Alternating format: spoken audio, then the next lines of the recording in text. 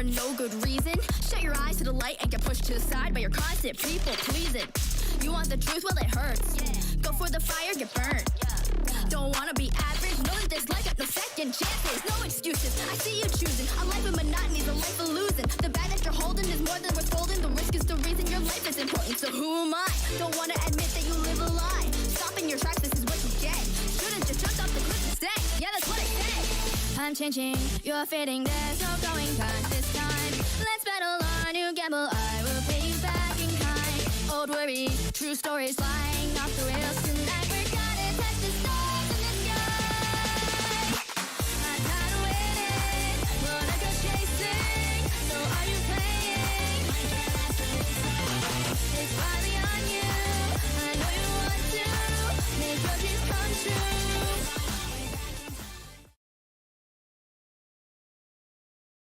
Bitch.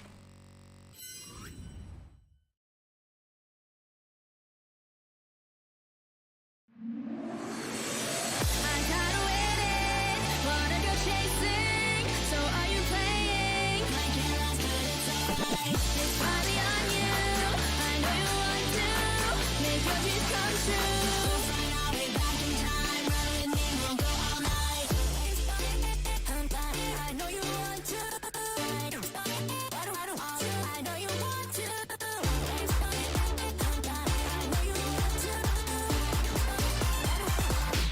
Are you ready for this? Don't say that you're out of season and go quitting for no good reason. Shut your eyes to the light and get pushed to the side by your constant people pleasing. You want the truth? Well, it hurts. Go for the fire, get burned. Don't wanna be average, know that there's like no second chances, no excuses. I see you choosing a life of monotony, a life of losing. The bag that you're holding is more than worth holding. The risk is the reason your life is important. So who am I? Don't wanna admit that you live a lie. Stopping your tracks, this is what you get. Should've just jumped off the cliff instead. Yeah, that's what I said. I'm changing, you're fading, there's no going back this time. Let's battle our new gamble, I will pay you back in kind. Old worries, true stories flying off the rails tonight. We're gonna touch the stars in the sky. I'm kinda waiting, wanna go chasing. So are you playing? It's finally on you, I know you want to make your dreams come true. I'll be back in time, run with me, we'll go all night.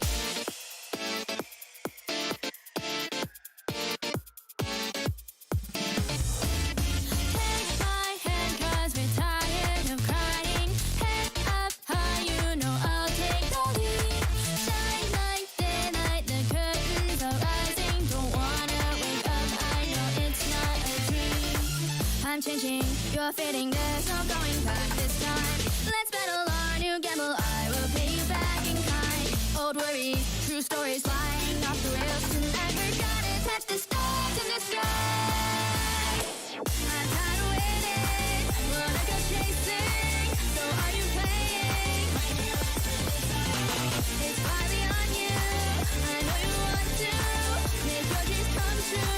I'll be back in time. I'm kinda waiting, wanna go chasing. So are you playing?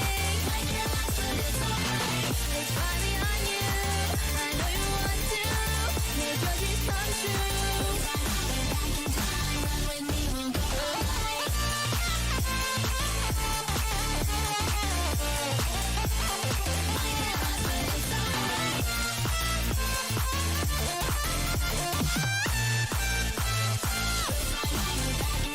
Run with me, we'll go all night. Alright. Welcome everyone to Bitburner, a game that was recommended to me by Senor Curly.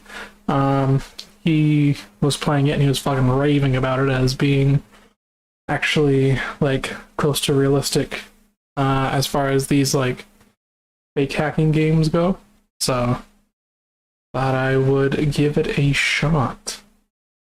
Welcome to Bitburner, a cyberpunk themed incremental RPG. The game takes place in a dark dystopian future. The year is 2077. This tutorial will show you the basics of the game. You may skip the tutorial at any time. You can also collapse this panel to temporarily hide this tutorial. Okay. Let's start by heading to the stats page. Shows a lot of important information about your progress. Terminal used to interface to your home computer, as well as all of the other machines around the world. By typing help.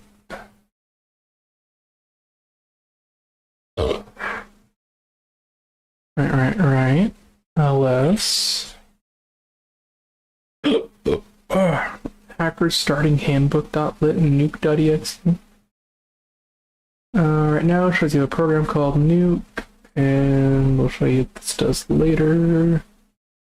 Blah blah blah. Let's do that now by first entering scan. Oh, hello. Displays a list of servers being connected to. Which one should you go to? There's more detailed information about servers on the network. I feel like that should be a flag for scan more than a separate program, but that's fine.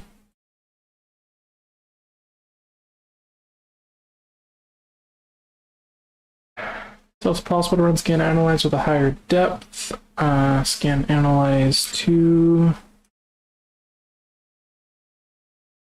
We can see the Noodle server is the only one node away. Let's connect to it now. Connect. Noodles. You're now connected to another machine. Currency has become digital and decentralized. Oh no, it's crypto! People and corporations store their money on servers and computers. Using your hacking abilities, you can hack servers to steal money and gain experience. Before you try to hack a server, you should run diagnostics using Analyze. There do not need to be any open ports on this machine for the nuke virus to work, so go ahead and run the virus. Then nuke.exe. Is it case sensitive? Because I'd love it if it was not. You now have root access. You can hack the server using hack. Alright. I guess when he meant that it was realistic, it was more so that the terminal interface seems more realistic than most. It's not just some made up shit. It's actually based off of Unix terminals. I don't know what hacking is like, but I'm pretty sure it's not this easy. You are now attempting to hack the server. Performing a hack takes time and only has a certain percentage chance of success. Blah blah blah blah. Okay, yeah, so here's like the RPG element of the hacking thing. Okay. The amount of money on a server is not limitless. If you constantly hack a server and deplete its money, you will encounter diminishing returns in your hacking. Grow, which tricks the company into adding money into their server, and weaken, which increases the speed of hack and grow.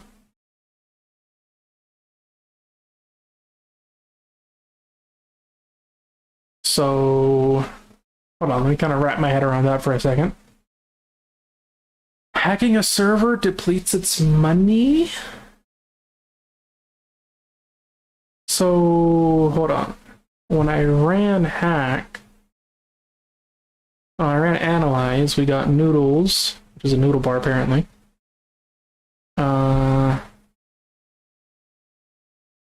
One skill required, security level 1. 42% chance to hack. It has $70. Oh no, it has 70. Is K cryptocurrency, or is K meaning 1,000? It'd be weird for it to mean 1,000 if there's also a dot here. And is this cents, or is this like, is this 70,000 crypto?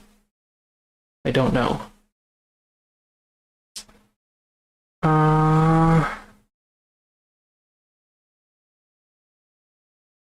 This server has 70, but I gained 288? Or is it the server had 70k and I gained 288 of that?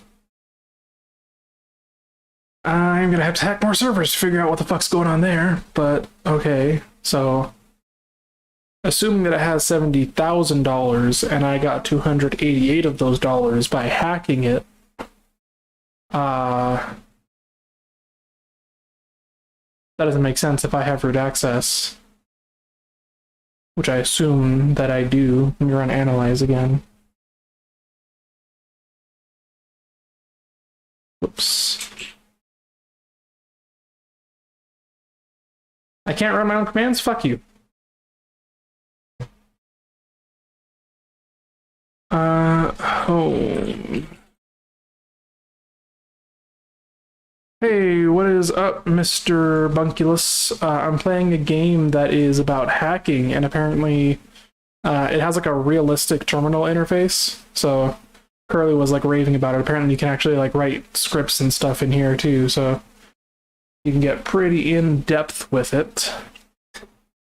And I'm just going through the English. I am going through the tutorial.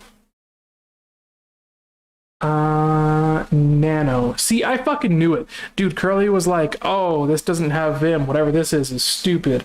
Let me tell you, Vim is fucking stupid, alright? Nano is way better, and let me tell you why. With Nano, not counting plugins, alright? Because I know Vim can take plugins, which makes it better. I don't know if Nano can take plugins. But if you're just doing simple server shit, right? If you're not writing a whole fucking like program or whatever, okay, if you don't need an IDE set of features, as far as text editors go, Nano is fine. Nano, I'm gonna show you what Nano looks like. I'm gonna tell you why Nano is better. Because listen, this is a actual in the like Unix world, people legit argue about this, and I'm presenting my argument to you who has no idea what I'm fucking talking about. It's a text editor, okay? So, you know, notepad.exe, which you would use on your computer to edit a plain text file, on servers that don't have, what's it called, like, graphics at all, it's literally just the terminal, right? You have to have a text editor that works in a terminal, where you don't have a mouse to navigate, you only have the keyboard. So with Vim and Nano, with any text editor on the command line, you have to use keyboard shortcuts to do everything that you would do besides typing. But with Nano, it lists all those keyboard shortcuts at the bottom of the screen, whereas with Vim, the default mode of Vim is not typing for some reason. Like, I can use Nano to open a file, and I'm immediately editing that file, and then I press, like, Control-X to save and quit. And that's simple. All I know, the only keyboard shortcut I know in Nano is Control-X. That's all I need to know is how to exit it. But with Vim, to exit it, you have to, like, do this whole fucking 4-step thing, and it's dumb. Anyways. Nano... noodles.script.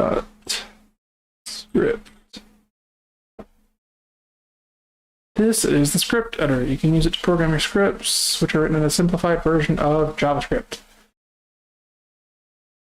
While true hack noodles, I'm just gonna fucking spam this server.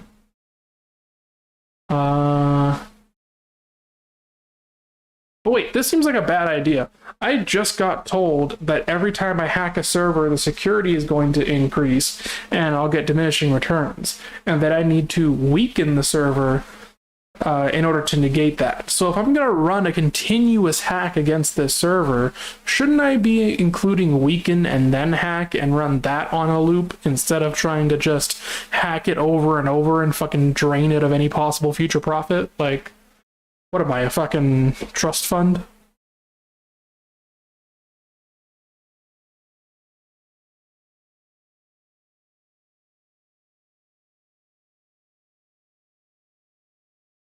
Press the button in the bottom left. Save and... oh, okay, there we go. We'll run the script. Scripts require a certain amount of RAM and can be run on any machine which you have root access to. Different servers have different amounts of RAM. You can also purchase more RAM for your home servers. Check how much RAM is available on the machine. Enter free. I have 8 gigs on my home server. Run noodles.script. I can't spell. There we go. I can press tab. Your script is now running. It will continuously run in the background, and will automatically stop if the code ever completes. Noodles will not, because it's an infinite loop. These can passively earn you income and hacking experience. Your scripts will also earn money and experience while you are offline, although at a slightly slower rate. Let's check out some statistics for our running scripts by clicking the Active Scripts button. This page displays information about all your scripts that are running across every server. You can use this to gauge how well your scripts are doing. You know, this tutorial... Wait, can I move this window? Okay, I was gonna say, it's kind of annoying how it was in the fucking way of what it was trying to show me. Blah, blah, blah. So my home server is using a larger chunk of its RAM than I would have thought to hack that other server. But that's fine. Switch back to the terminal. Each active script contains logs that detail what it's doing. We can check these logs with the tail command. Okay, that's not how tail works. Tail is an actual command that does something else, but that's fine. Just suspend my disbelief for a moment.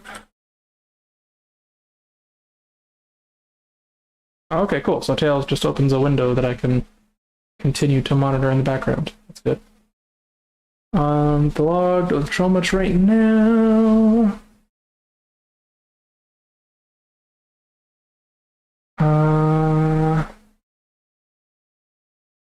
Check back in a few minutes. This covers the basics of hacking. To learn more, select tutorial. Let's move on to something else. If you know... Wait, hold on. If you know even a little bit of programming, it's highly recommended you use NS2 instead.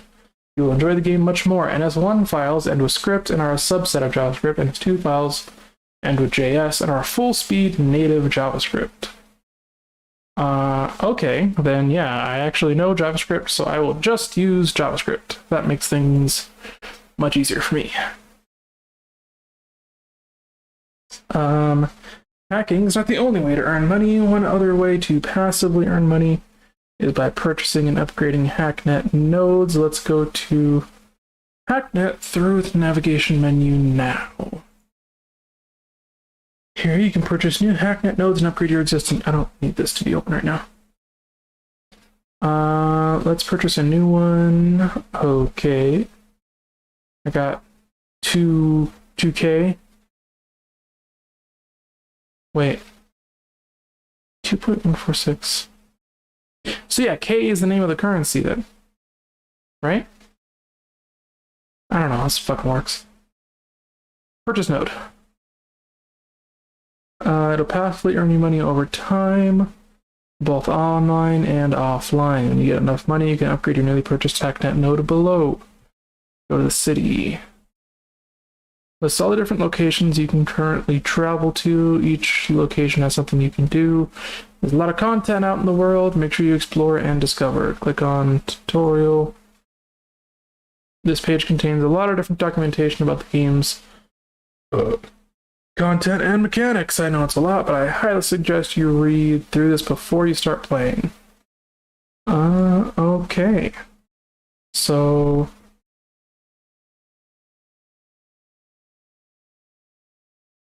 Oh, this just opens a web page to an actual full-on documentation page. Interesting.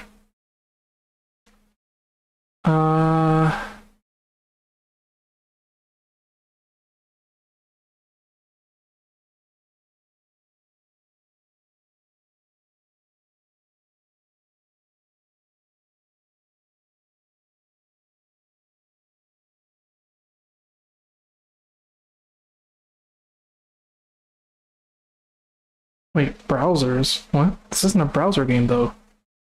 This is a game I installed on my computer. This better not be a fucking browser game.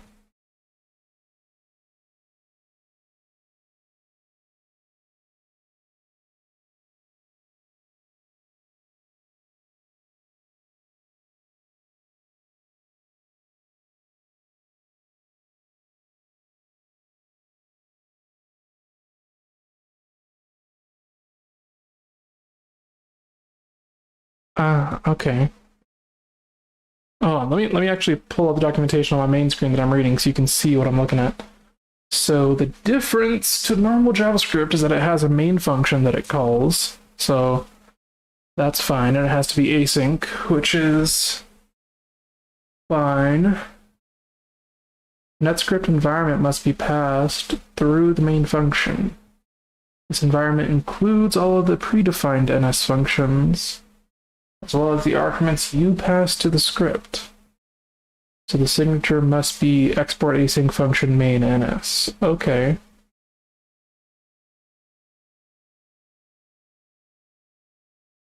Okay. That's kind of fucking annoying, but not entirely undoable.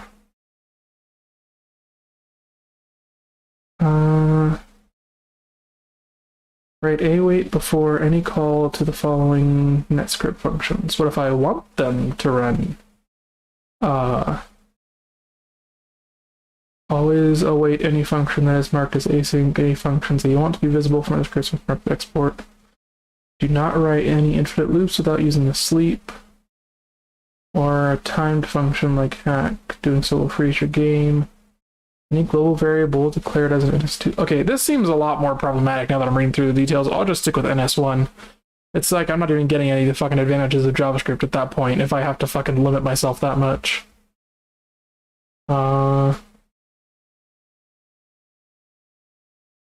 Okay, yeah, I'm just not gonna read this documentation. So I guess my goal in this game would just be to get more money. This would be one of those like idle. It's an idle game, except instead of clicking on shit in order to gain resources, I hack shit. I'm kinda down. Alright. Well, then let's just go through that process I just went through and do a scan. I have root access on one of my local network, or not local network, but on one of my reachable nodes here. So let's do, what was it? It was like scan analyze. There we go. Hacking skill 1, 5, 10, 30, 40, 100. Okay, so it looks like food and stuff is the only one I'm gonna be able to gain access to. So let's connect. Oops. Food and stuff. And then hack. Oh, no, not hack. What was it called? Was it run? Fuck, I forgot already what commands I ran before.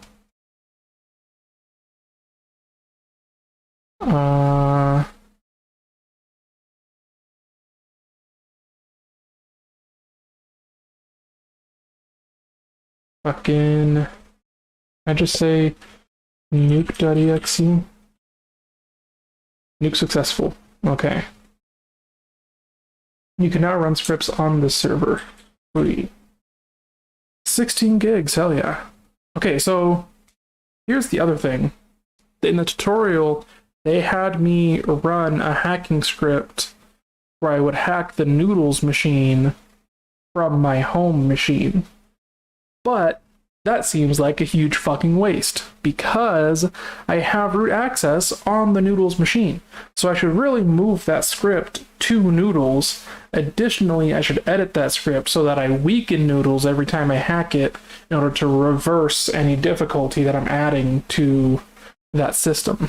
So I should probably take care of that before I do anything with this. But it's fine. Nano, actually, hold on. Do I have the ability to... Because... Okay, what I'm thinking is that the script that I'm going to want to run on every server that I gain access to is essentially just going to be a loop of weakening and hacking, right? That being the case, I don't need to fucking rewrite the script every single time I hack a new server. I should really just have a single copy of that script on my home server and then either run it that way, Like, I don't know if I can access files that are on my home server from other servers, but if I can run it directly that way using the other server's RAM, then I'll do that. If not, I'd rather just copy the script onto the server and then start it and not waste my own home resources that I could be using for other shit. So yeah. Exit. No. Wait, how do I disconnect?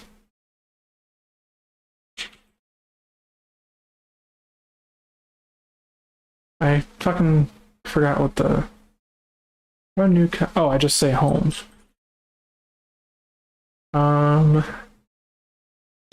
Wait, then can I just say noodles? Connect to that? No, I have to say connect noodles. Nano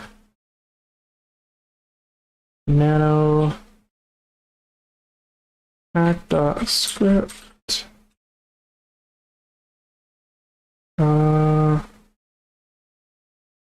And we will say, let me look at this one. So I can just copy that, paste, hack,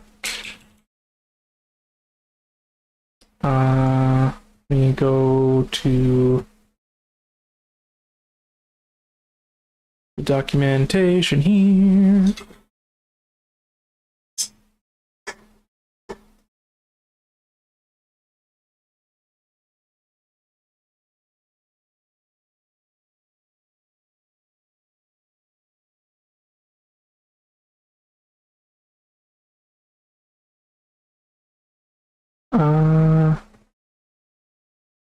Oh, I can multi-thread as well.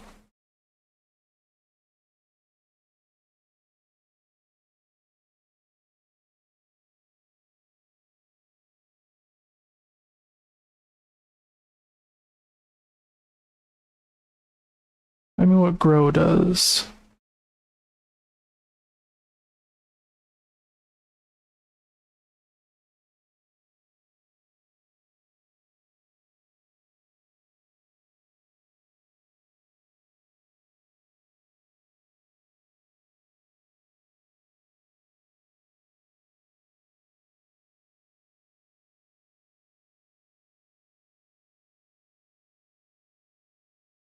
So grow increases the amount of money on a server.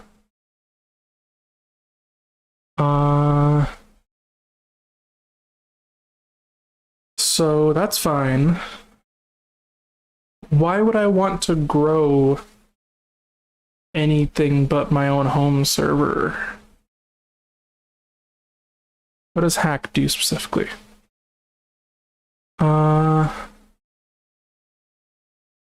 Hack servers to steal money and gain hacking experience. The runtime for this command depends on your hacking level and target server security level. In order to hack a server... Anyway, hold on. Once again, I need to move this over here so you guys can actually see what I'm reading.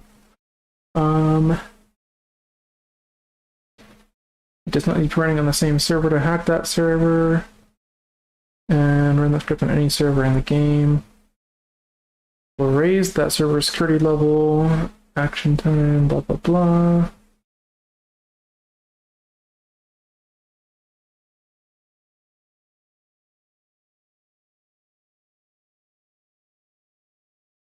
It does not need to be running on the same server to hack that server.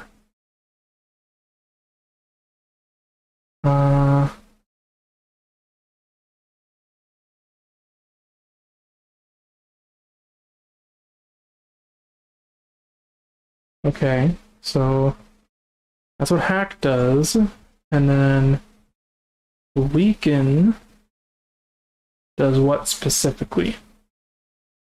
Because that's what I need to know right now. Also, having their RAM cost listed is very useful to me because that means I can calculate beforehand how many threads I can run each command with on each particular server. So I can just once I gain access to a server, it's just a matter of doing a little bit of math and then customizing that script for the amount of RAM that that server has to maximize my profits off of that server's bullshit. So that's pretty cool. This is not loading, and I don't appreciate it.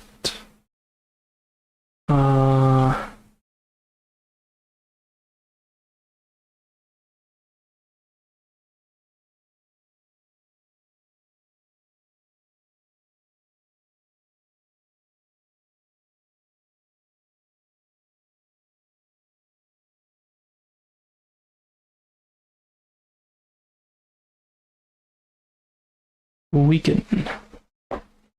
Why is oh, here it is, lettered over here. Use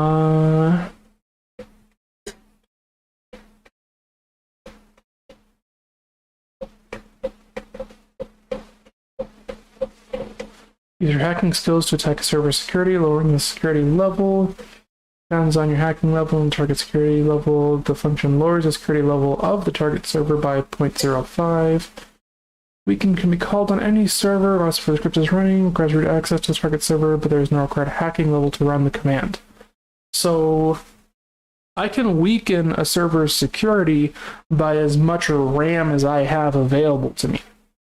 And I could, so if I encounter a server that I don't have the skill to hack, I could just take all of the servers that I already have access to and point them all at the server that I want to hack and just fucking tank its security level until I can hack it. That is a botnet. And I am all about it. Okay, but so this lowers the level by 0.05. Hack blah blah blah raises the level by 0.002. So that being the case, I would need to run hack. Oh, but then there's also the RAM cost. This is a lot of math that I have to do here to figure this out. So,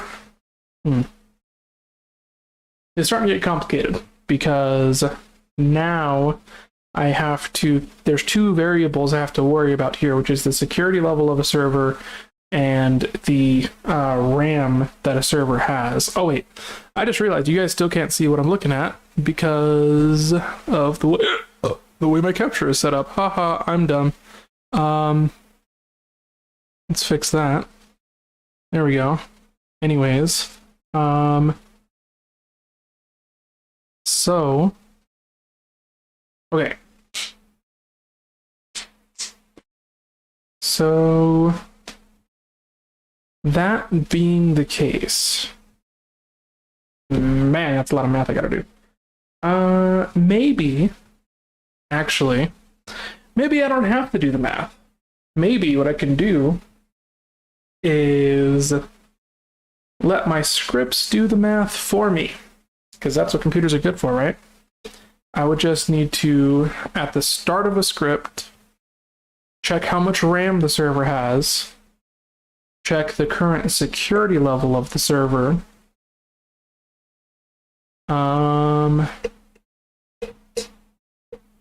doesn't hack also have, there's like a skill thing to it, so how do I know when a server's security level is low enough that a hack is likely to succeed?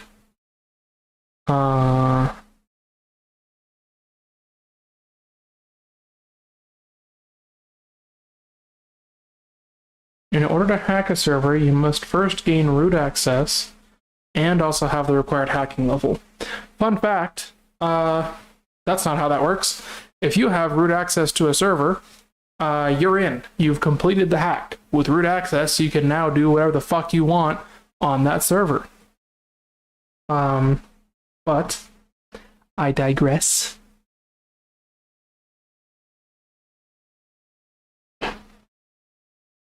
Let's see.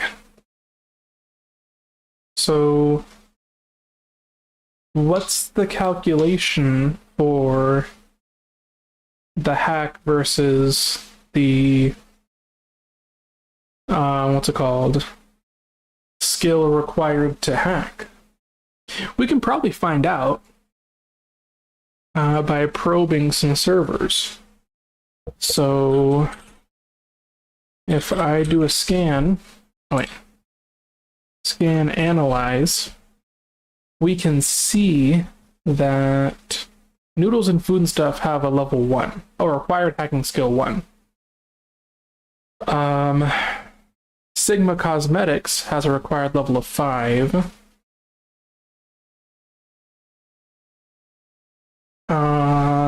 So the question is, the question is only of how do I get that information? Is that a function I have access to? Get hacking level, hacking multipliers. There's hacking multipliers. Hack net multipliers. Server money available, server max money. Okay, I can get the security level, the min security level. Okay, required hacking level, I think is what I'm looking for. So long as my hacking level is above the server required hacking level, I don't need to run weaken. If it does get that high, I should run weaken with however much RAM I have available to me, and then check if the hacking level is low enough again, and just loop that. Once the hacking level is below the requirement, I then run hack again. But is that what I want to do? Because each time I run hack, whether it's successful or not, I'm going to get that server's security level is still going to increase. So I probably want to reduce the required hacking level or the security level. Oh, right here, because I can get the server's minimum security level, so that's as low as it'll go.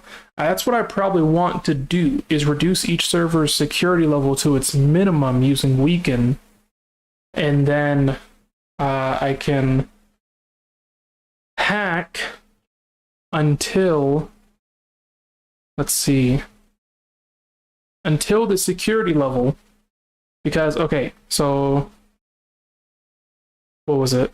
Over here, weaken has a RAM cost, and it always lowers the server's security level by 0.05.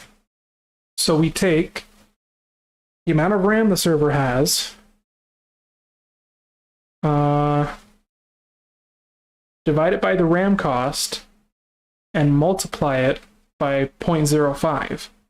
And that gives us the amount of weakening we can get out of a single call to weaken. And then using that information, we can determine programmatically how far we want to let the security level rise. So we'll say, as long as the security level is not at, what's it called? As long as the security level is below what a single weaken call can do, and below the point where my hacking level is not below the minimum hacking level, we don't need to run weaken, we can just continue hacking it.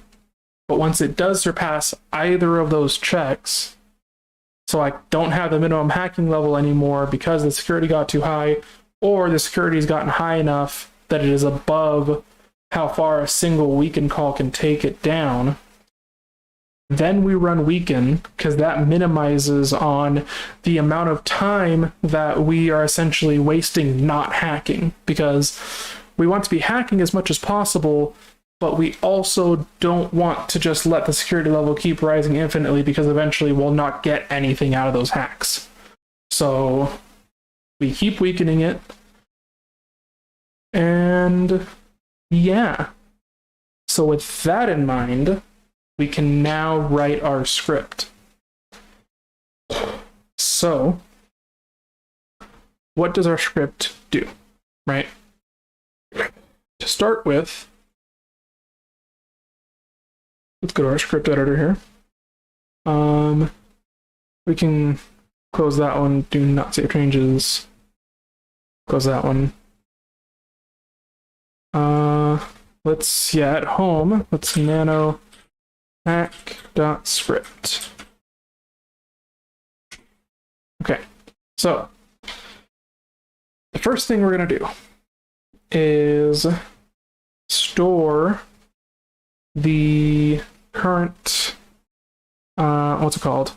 Actually, we don't really need to store how much RAM the server has because we can just call, what was it, free, I think? Or is it hack row? We can sleep print, tprint, disable log, enable log.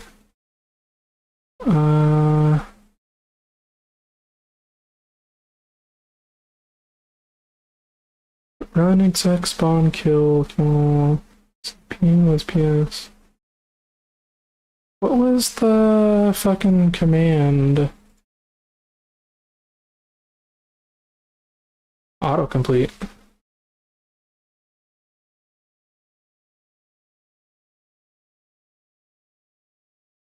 Okay, I don't know what that does. Basic functions. Wasn't there a command that told me...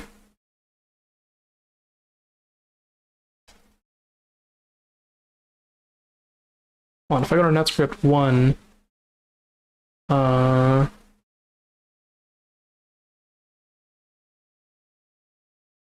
blah, blah, blah.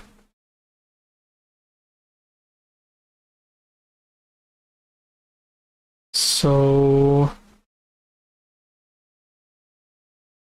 Okay, that's a little annoying. It doesn't have free documented in here, but I know that if I run in a terminal, I can run free, and it tells me, oh, it tells me all kinds of information. Okay, so that is not something usable in a script. Probably it's one of these get.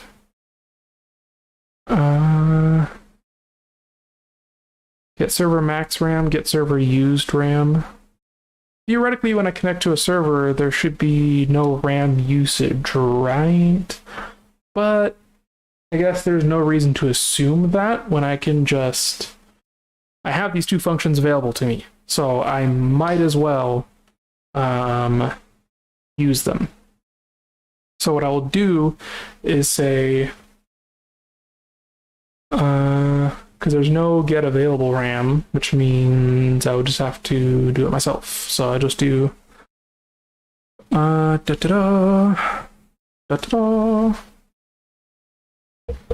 we'll say RAM equals get server max RAM minus get server used RAM. So now we have our amount of available RAM. We'll probably need to see a var. And then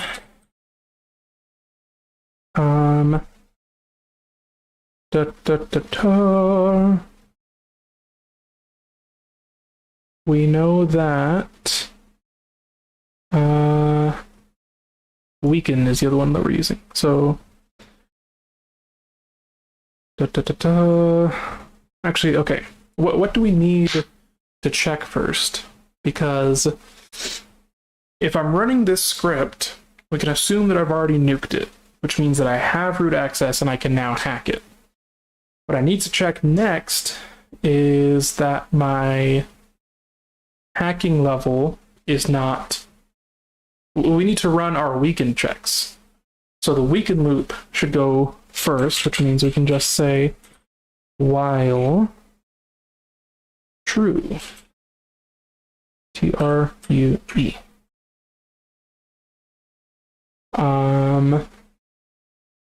And then we say if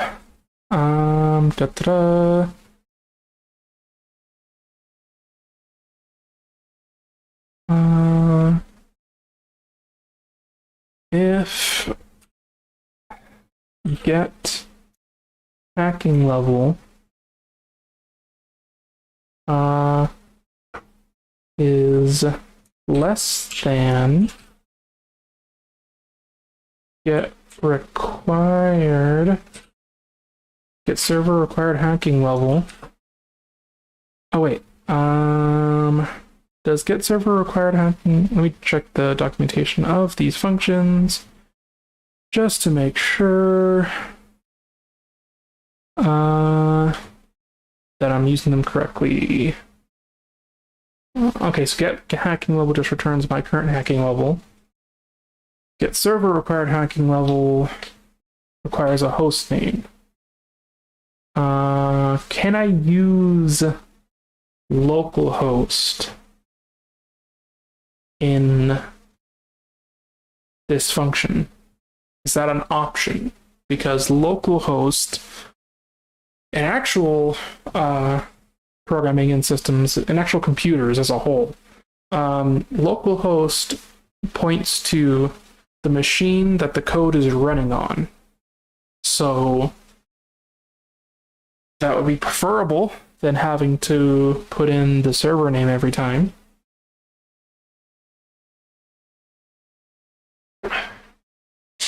But I suppose it might be useful to be able to change what server I'm targeting every time that I run these scripts. So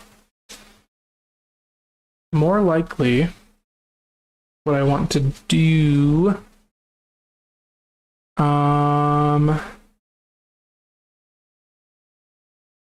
script arguments. Arguments passed into a script can be accessed in that script using a special array called args. A normal array operator. Okay. Do not try to modify the args array, this will break the game. Got it. Okay, so I can have args, which means that I can say const target equals arg 0.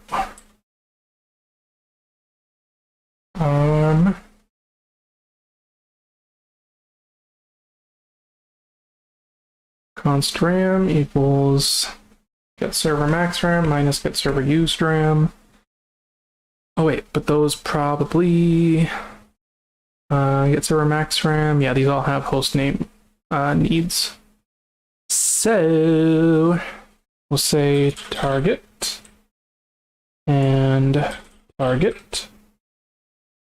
Get server max ram, get server used ram.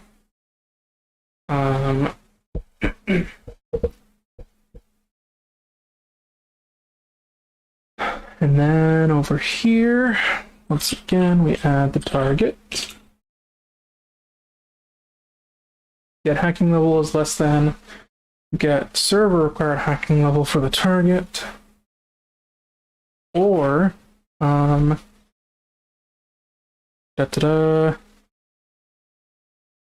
I guess first we need to do some calculations about how many threads we can run on what's it called?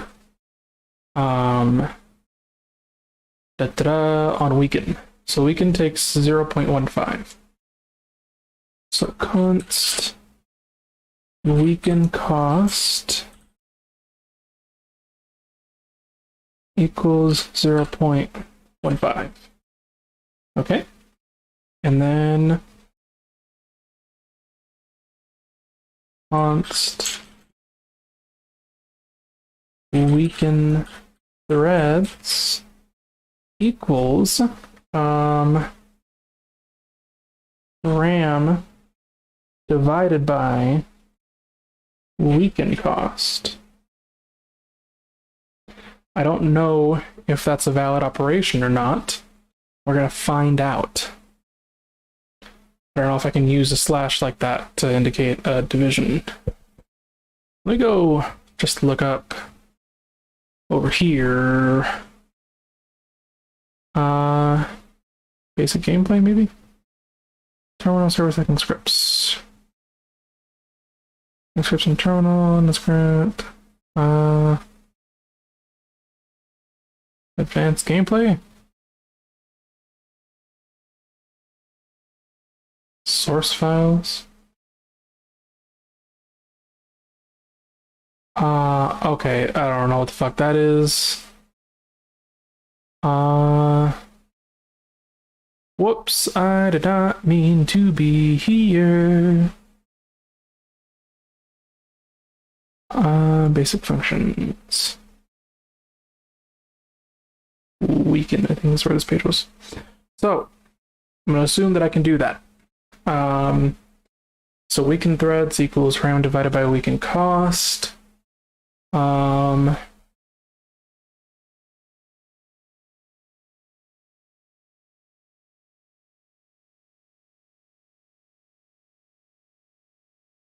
And then with knowing how many threads we have, we can say const weaken effect equals 0.05, I think it was, right? 0.05 times the number of threads.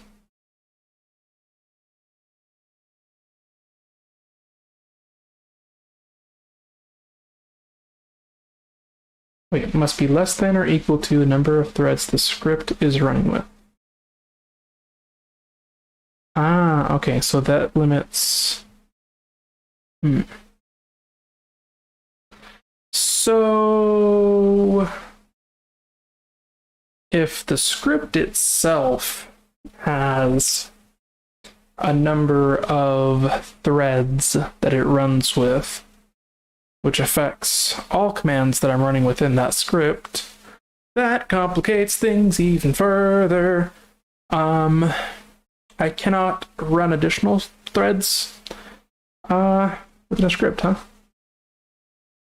So, okay, that means that I guess what I have to do is write a function to tell me how many threads I should use before I start the hacking script.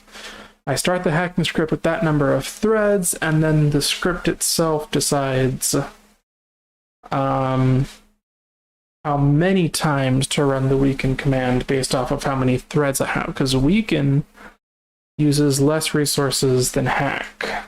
Oh no, it's not true. Weaken uses more resources than hack, which means I can run hack with more threads than I can run weaken. So when I run the weaken command, I would either, if I really want to maximize here, this math is going to get very complicated very fast. So let's see. I should probably stop that script before I get my diminishing returns on that server. Connect noodles.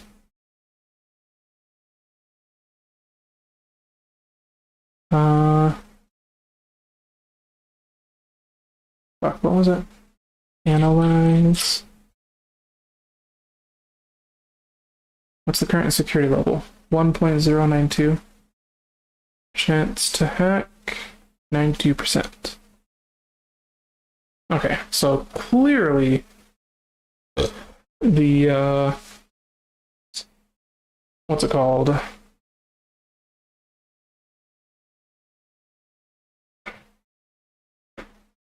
Can run scripts on this host? Yes. So I can run the script that hacks this host on this host instead of doing what I was doing before. So, okay. What you're watching is the process of me writing an algorithm, basically, against someone's video game that they made. But I need to take a piss.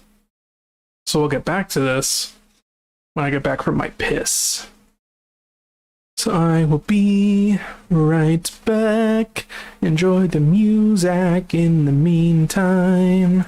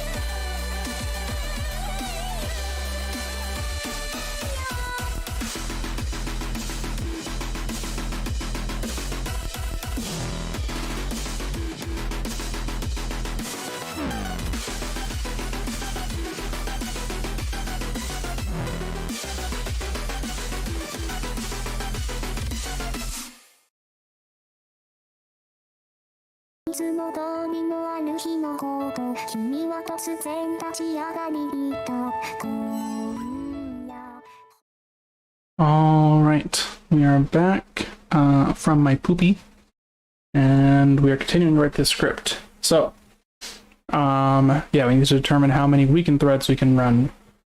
So, the weekend effect is... Oh, no. So we've done that. We have weekend threads, but we need this to be an int.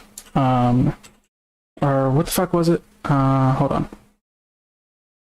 Da-da-da-da.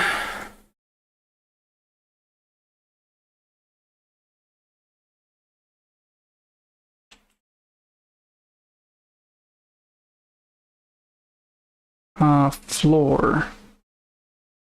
Okay. So we say floor RAM divided by weekend cost.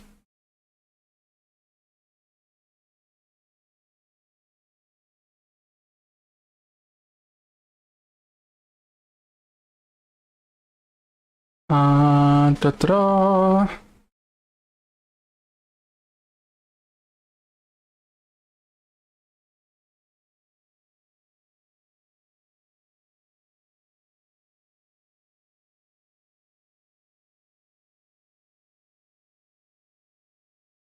I think that's math.floor.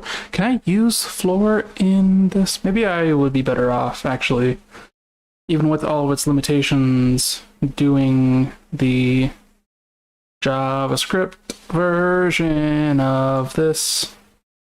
No. Let's go ahead and say nano hack.js.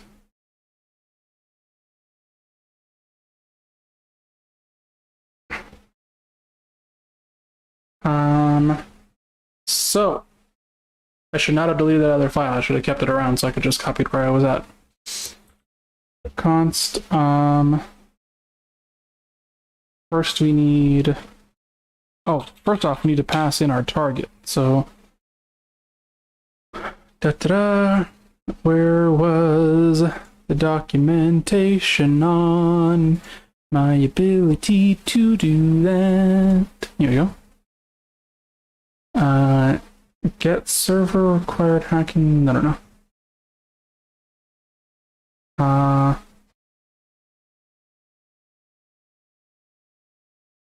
Arguments. That's what I need to know. In JS 2.0, NS2, whatever.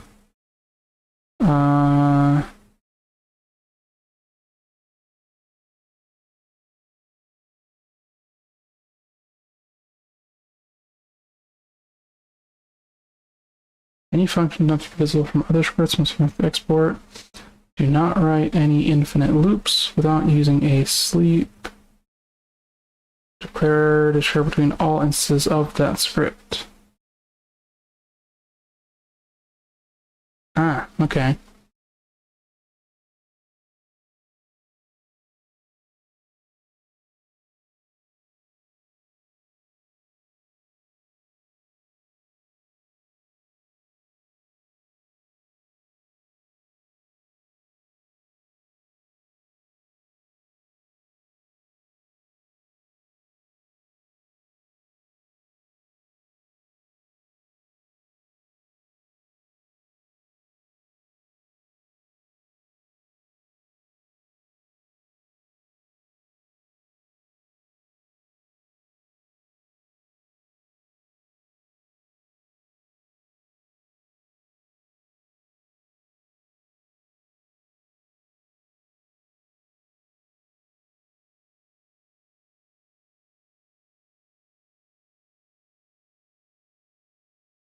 This seems like it's pretty much what I wanted.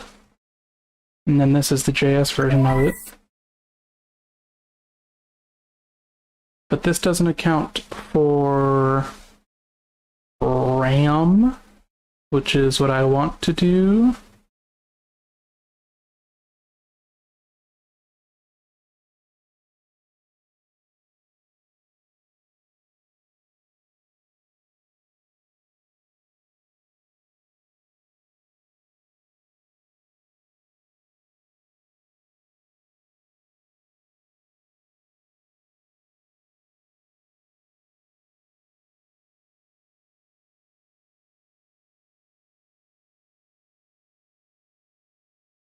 So yeah, my problem with this up here is that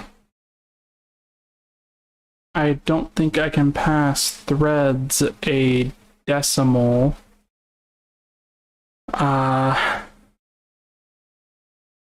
Threads seems like it wants to take a what's it called?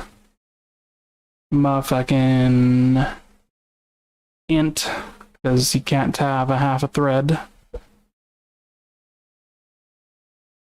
But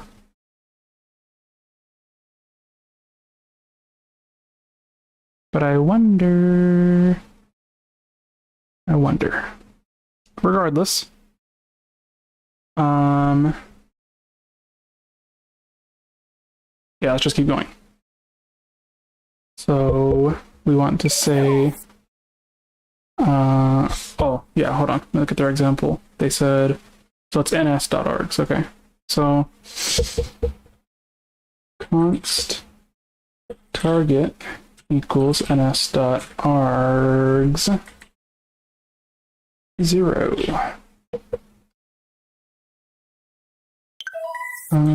Const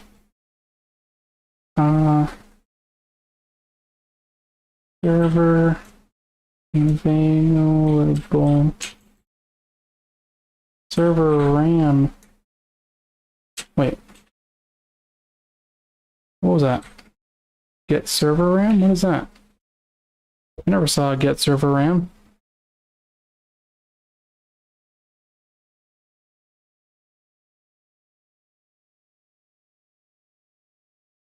I have get server max RAM and used RAM. I don't see a get server RAM. What the fuck is get server RAM? Its values never. Yeah, what the fuck does that mean?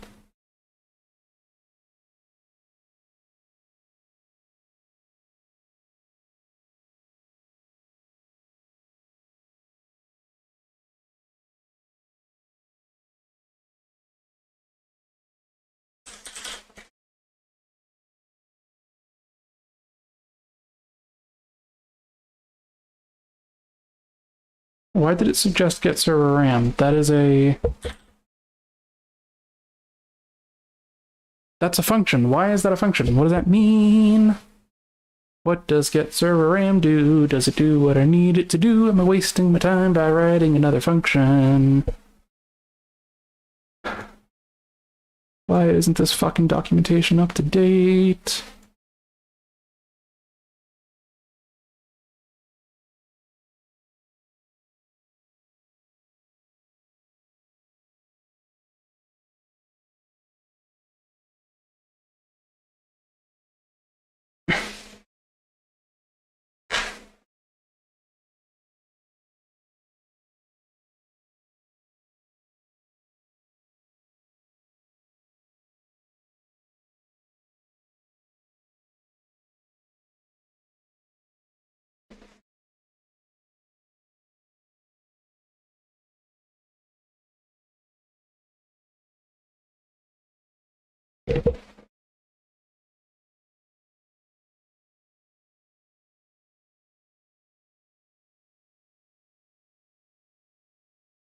Alright, I'm just going to ignore these extra functions that don't have any documentation. I'm going to say const server RAM equals available equals get, no, first off, ns dot, oh, it's depreciated. That makes sense. Get server max RAM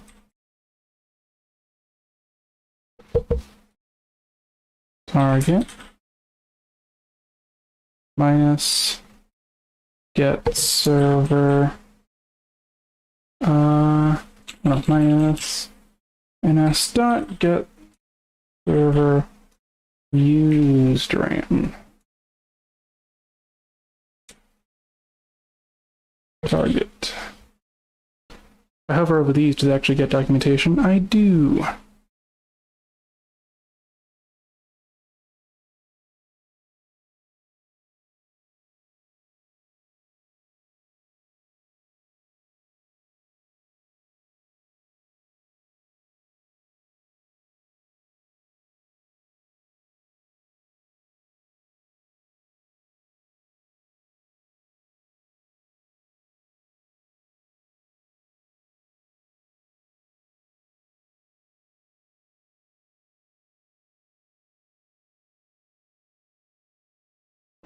So that tells us how much RAM is available.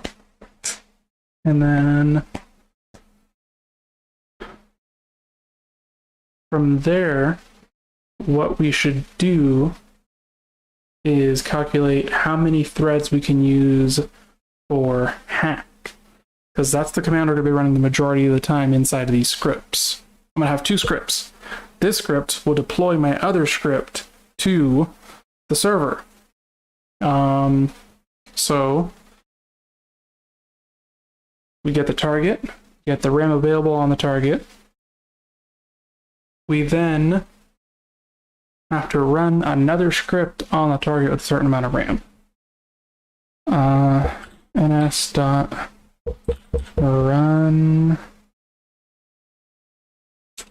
new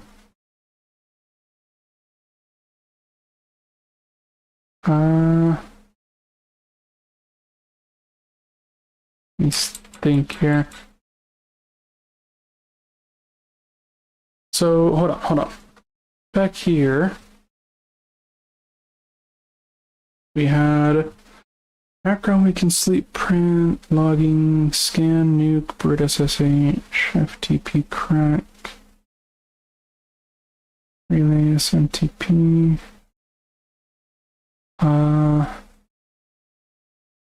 SQL inject, run, exec. What is exec? Aha! Oh, this will be rounded to nearest integer. So, but it says nearest, which doesn't mean it's, I need it to floor it specifically.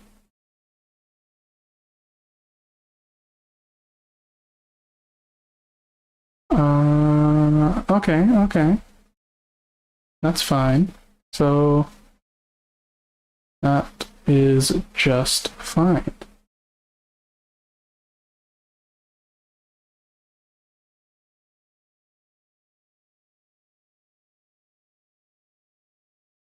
Okay. So, we now know how to run a script on a server. We don't have to copy shit, which makes it much easier for us.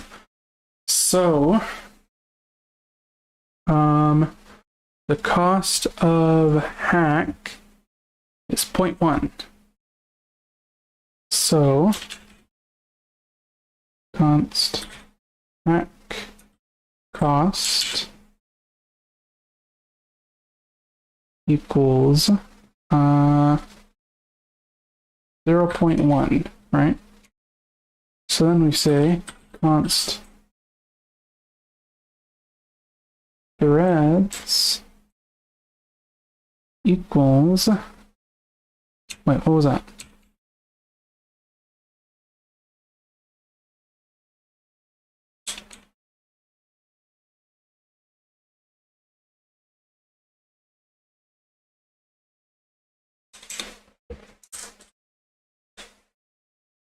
Hack, analyze, chance, security, threads. What does that mean? What does that do? Hold on. ns dot hack analyze threads. What does that do? Predict the effect of hack.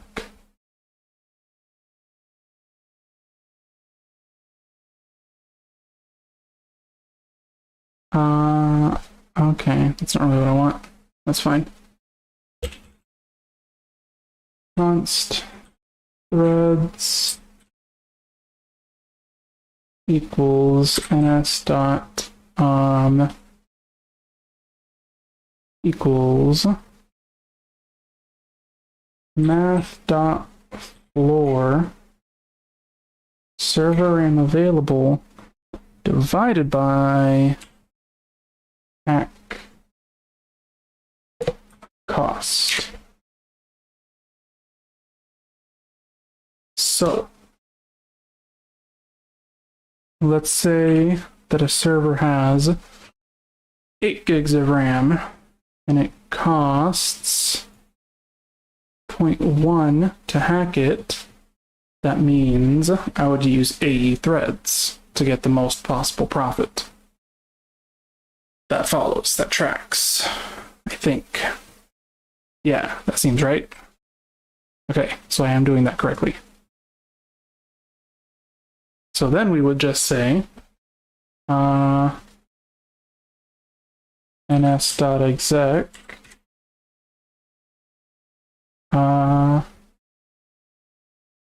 what's it called?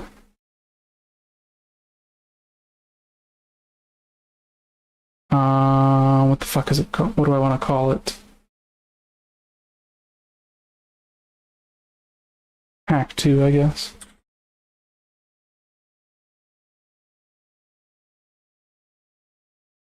Hack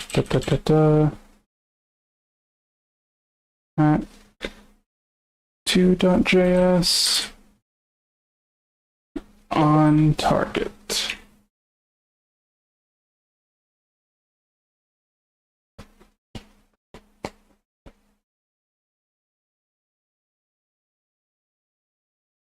Is this a wait?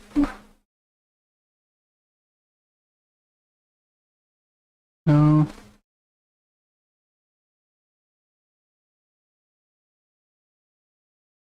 I don't think any of these need an await on them.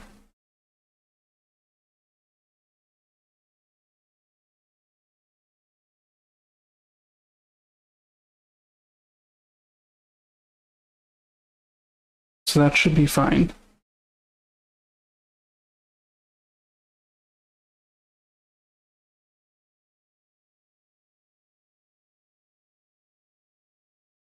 Okay. So now I make a new script, nano hack2.js. Also, Fayark had a couple of redeems. What is that? Fayark, a hydrate and a stretch. Hydrate. Oh, my drink is empty. Wow, that was fast. Never mind, had a little bit left.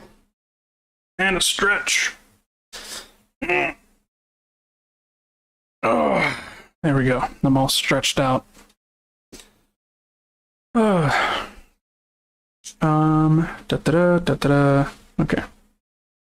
So now this function is going to be running on the host itself. So, oh, you know what? I need to pass as well. Where is the S2 example?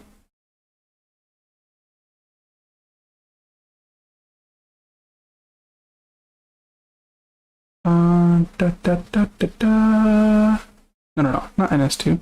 I need the exec example, actually. Where is exec? Here it is. So script, server, threads, and the rest is arguments. Okay.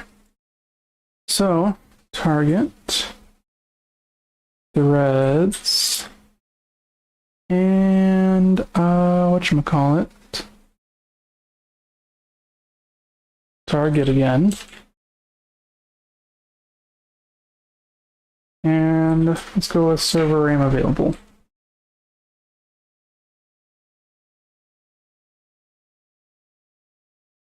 So the script hack2 will receive the target name and the available RAM of the target for calculating weaken shit. So in their example, by the way, did they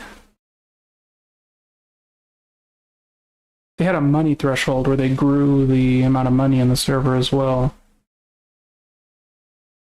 Get security level versus security threshold. What was your security threshold? Server security level +5? Oh, min level +5. See, that is most definitely not how I'm going to be calculating that. So why don't we do all of our calculations, what's it called? For RAM usage on the home server, and then we can just pass all that information to our script 2 and just let it be a dummy essentially. So we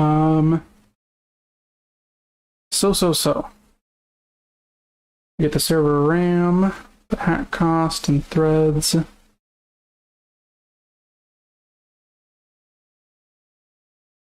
Let's see.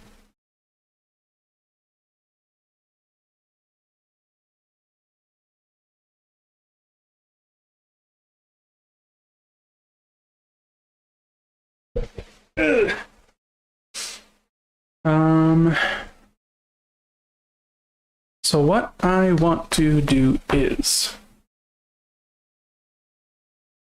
we pick a target, we get its available RAM, we calculate the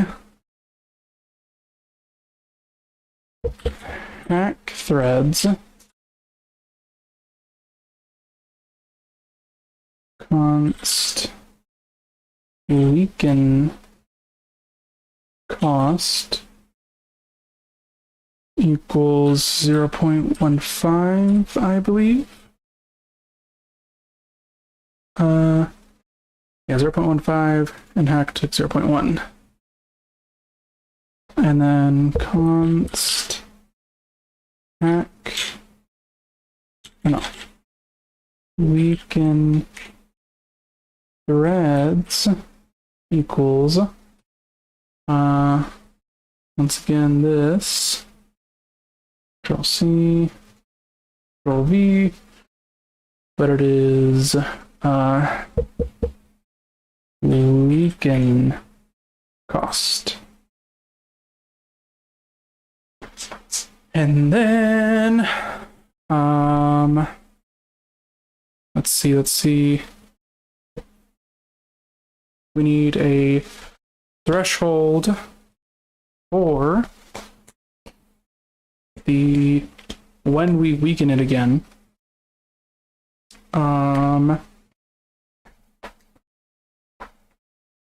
Which is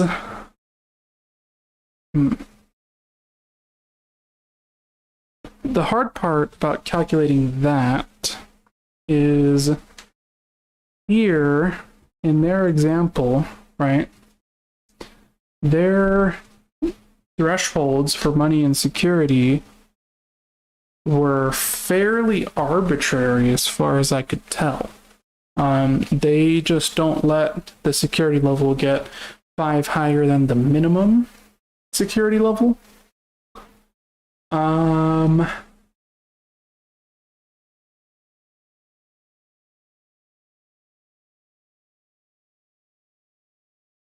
what if I instead set a target for, can I check the hack success thing? Get required hacking level, money available, max money, security level, required hacking level, num-ports required, max RAM, use RAM, is running, get purchase server cost, purchase server delete server, get purchase servers, max RAM. Okay, no. So we cannot get what's it called?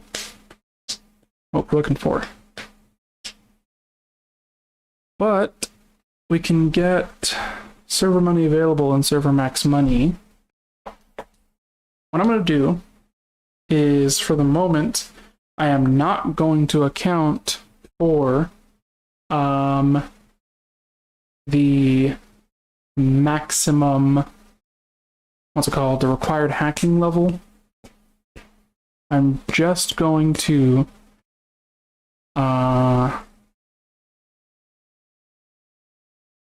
and I should definitely pay attention to the required hacking level, actually.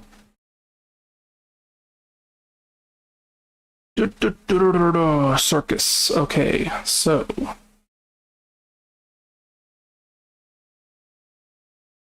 I can't seem to get the % chance of success of a hack. using the functions that are listed here. But what if I said hack analyze chance? Get the chance of successfully hacking a server. Costs 1 gig of RAM. Is in decimal form, not percentage. So, the tutorial server had a 50-50, right? But it's currently at like 90 something. So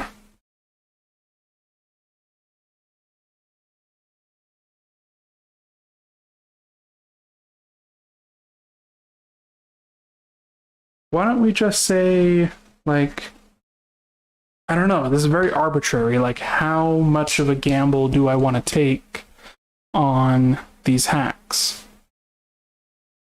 Because ultimately this is the number that I think really matters, not the security level of the server. Lowering the security level is only relevant as far as getting the hacking chance improved.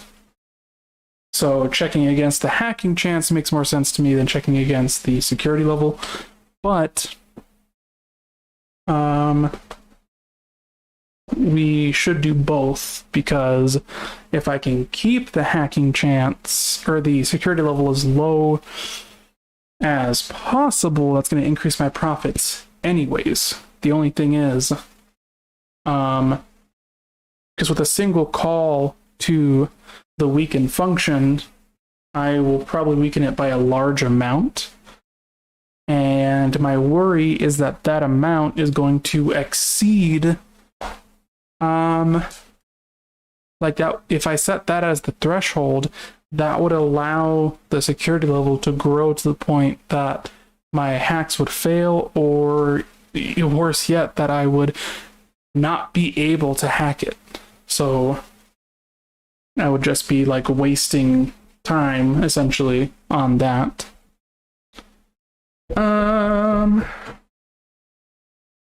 Let's see. What if we say, I mean, that's still arbitrary, but we could take the minimum, so what we'll do is immediately weaken the server to its minimum security level. Then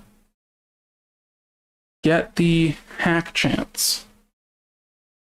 And then we set our threshold based off of how far down we want to let that hack chance go. So let's say we have a hack chance of 95%. We can say we only want that chance to drop by maybe 5% before we weaken it again.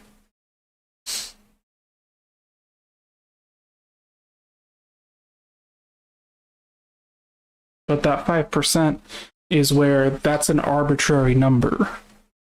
I don't know how far, because like I could go as far as 10%. I could go as far as 15%. I don't know how far I want to let that fall. Presumably, a single hack is going to lower the hacking chance immediately. So it's not like I can just check if it fell at all and then weaken again. That would just be, I might as well just run weaken and hack back and forth at that point, which is not going to be the way to maximize profits, because the time that I spend weakening it is essentially wasted if I have such a high chance of success like 90%. I don't know if I'm going to have that high of a chance in the future. But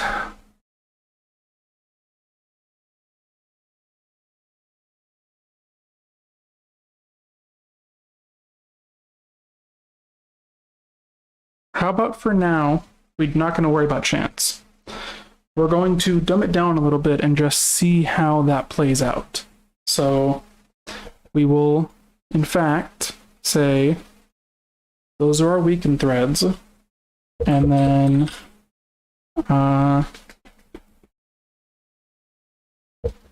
weaken effect equals how much? 0.05. So 0.05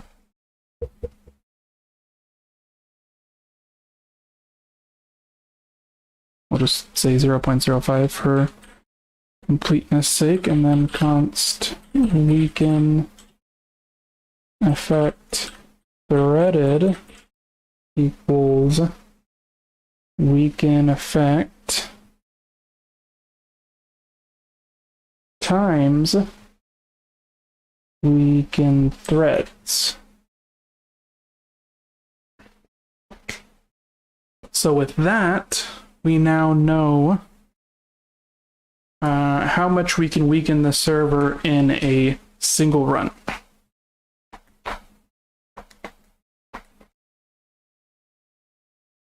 We also know how many threads we can run a hack on.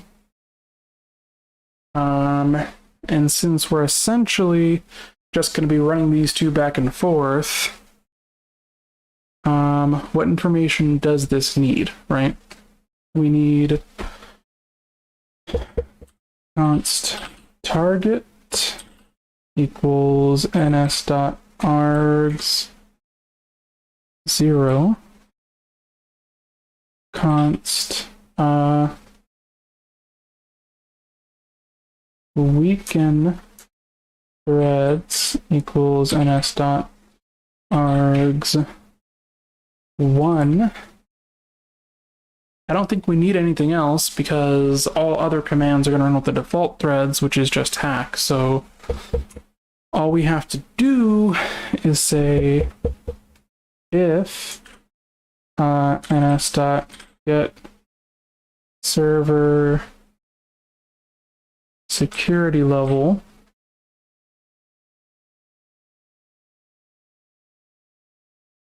we need weaken effect.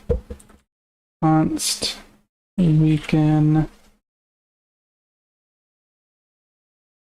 effect threaded equals ns.args to get security level target is greater than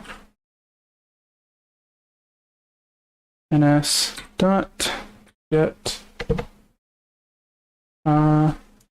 server min security level target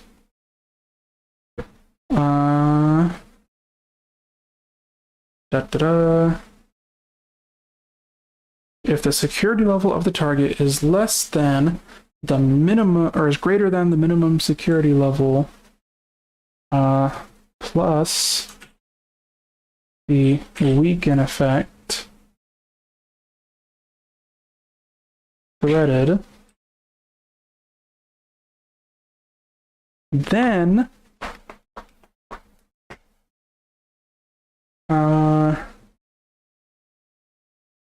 run weaken ns dot weaken target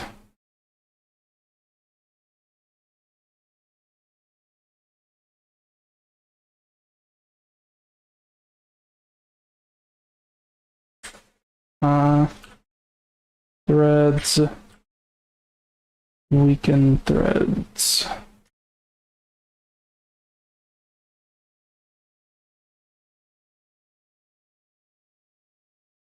Oh, sorry, got a ending thing there. And then just this should also be while true.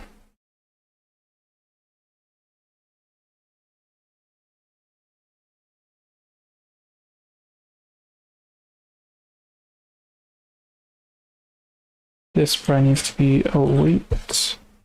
Does this tell me that it's await? It returns a promise, so that's what that means. Await hack. No, await ns.hack. Target.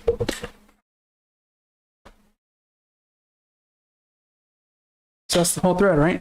We check if the security level is greater than a single run can lower it. Or rather, more specifically, we check if the security level is greater than this threshold, which equals the minimum security level plus the amount we can lower it in a single run. If it is higher than that, we go ahead and weaken it. And then we hack it. And that just runs infinitely. And that's all that we need. So target weakened threads and weakened effect threaded.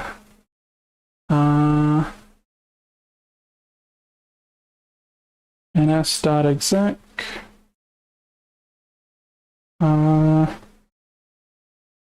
hack2.js. Target.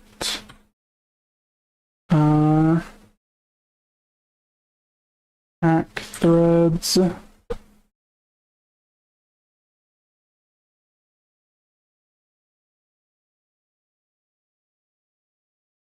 Target, weaken threads, weaken effect threaded.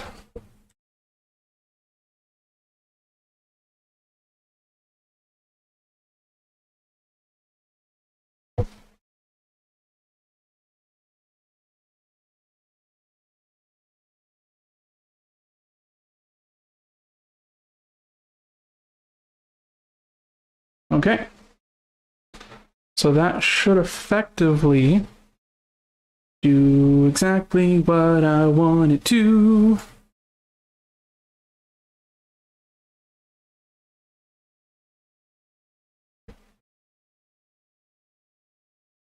How do I save this file? Okay, whatever.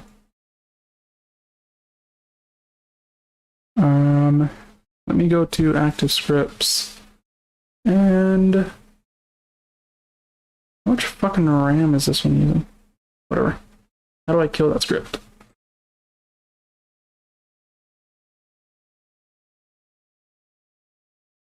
Threads 1. It doesn't say how much RAM it's using, but whatever, it should be fine. Killing script.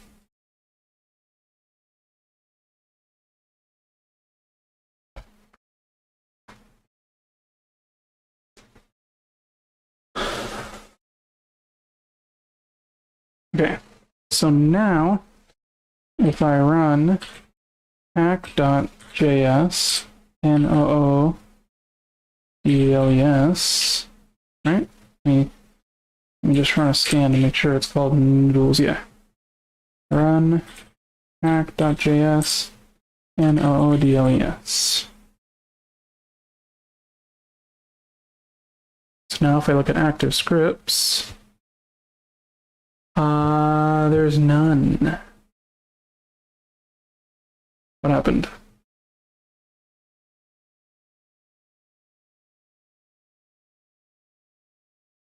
What was it? T.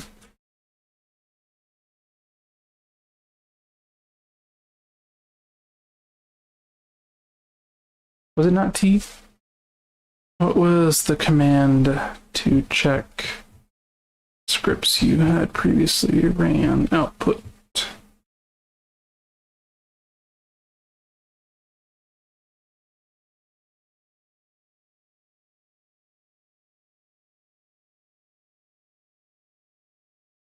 News.script free. News.script. Oh, it was tail. Why did I think it was T? Tail actually does sort of do that.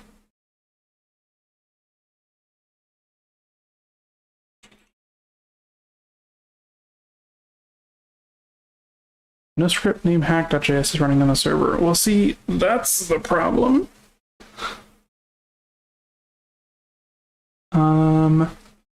there is supposed to be a script named hack2.js running somewhere.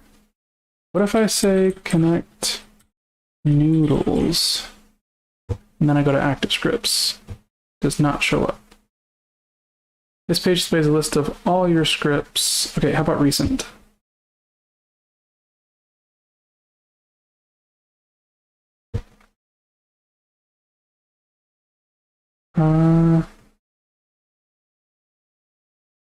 No, not noodles.script. I want to know what hack.js did. Get server RAM, return 4, use return 0. Could not find script hack2.js on noodles. Well, you see, it's not on noodles, actually. How do I feel about pirates? Oh, yeah. Sorry, I totally missed your thing. How do I feel about pirates? I feel like pirates are great. Pirates are the backbone of poverty. Could not find script hack2 on noodles. Does that mean I need to copy my script onto noodles before I can do anything else? Let me see.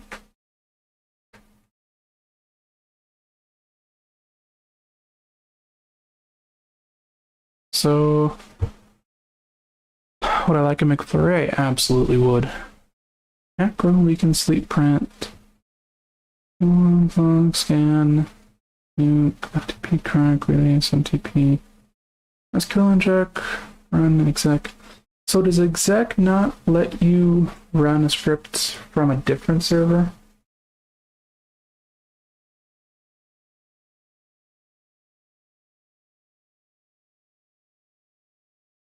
Okay, so the script has to exist on the server that I'm trying to hack.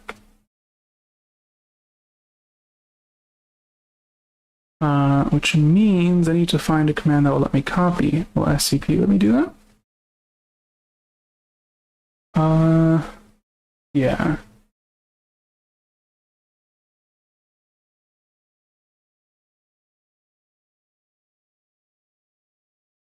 Copy a script or literature files from the server.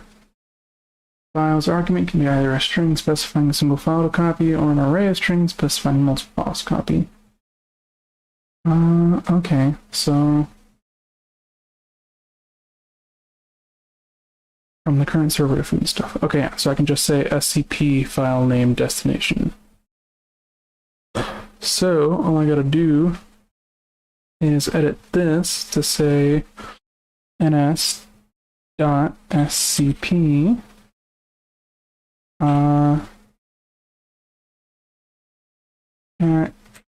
hack2.js target.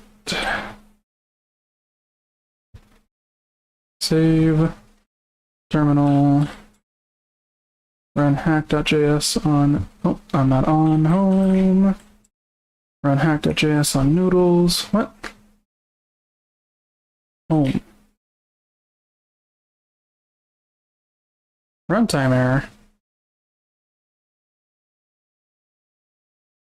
The current calls to NetScript functions are not allowed to do forget to await hack grow or some other promise returning function. Currently running SCP tried to run exec. Ah, okay. Await.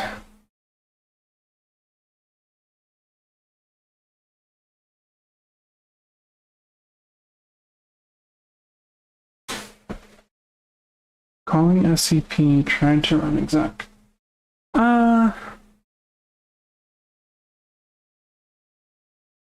I forgot to save, didn't I? Save. There we go. So now if I go to active scripts, it's not there. Go to recent, we have hack.js. What happened? Because there is not enough available RAM.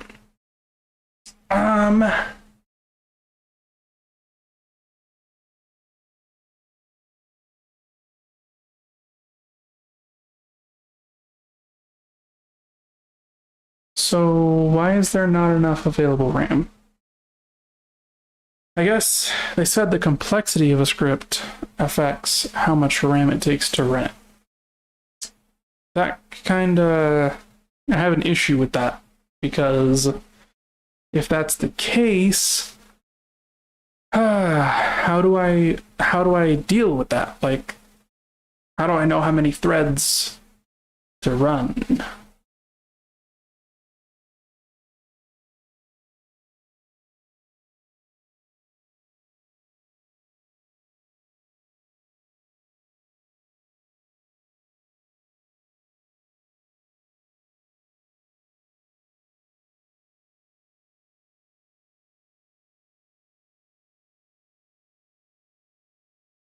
Hack 2. What is it doing? Get security level, which takes 0.1. Get min security level takes 0.1. Weaken takes 0.15, but we have a special argument for that.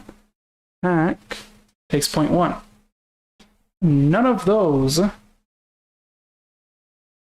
should be exceeding the available RAM on the server, because over here we took the hack cost of 0.1 and determined that the hack threads should be the available RAM divided by the hack cost and then floored. So, hold on. If I go to the terminal and I connect noodles and I do free, we have 4 gigs of RAM on noodles. So, given that hack, so we have 4 divided by 0.1. It's 40.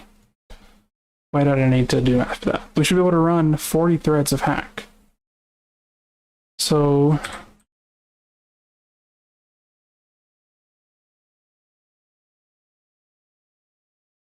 oops.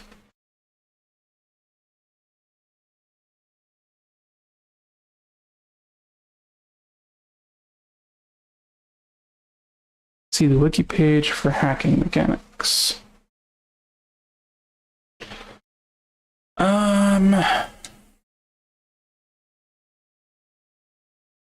So hack doesn't take any options. But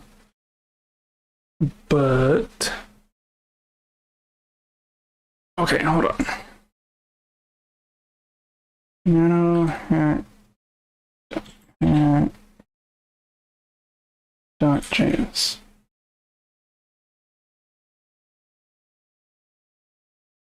Await hack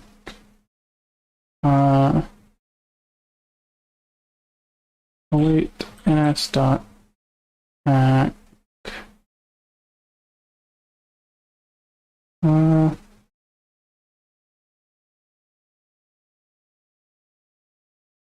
ns dot args 0 ns dot args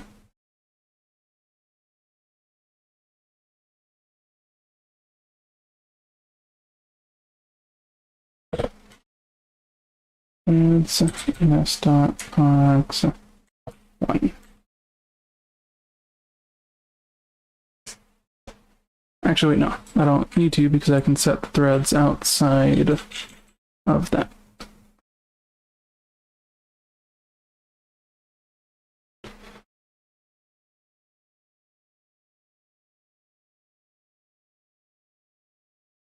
Save.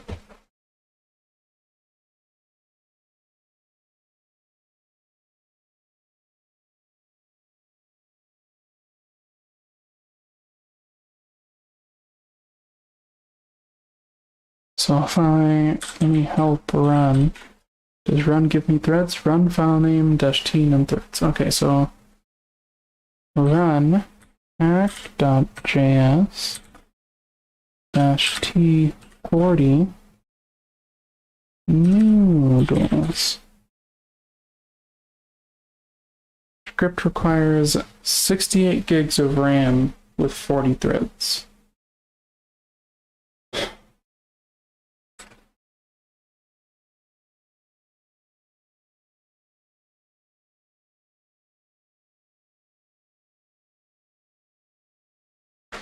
run hack.js and 00.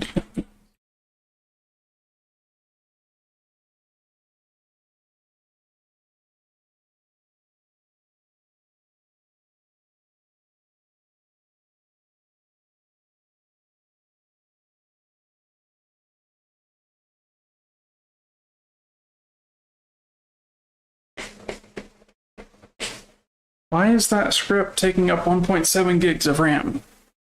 How the fuck am I supposed to know how much RAM a script is gonna take up if it doesn't fucking tell me? I need to know a script's RAM cost before I fucking deploy it.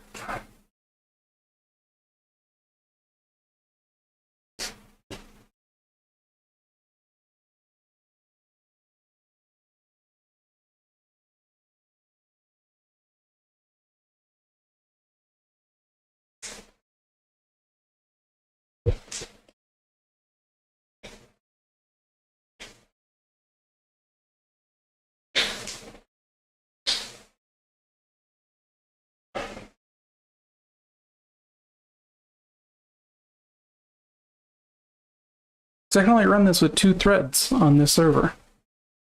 How am I supposed to know that I can only use 2 threads? How do I determine the RAM usage of a script? Oh, there it is. This, fuck off.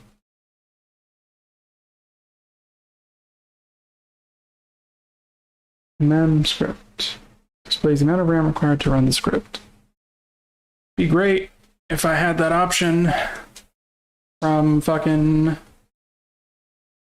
what's it called? It'd be great if I had that option programmatically.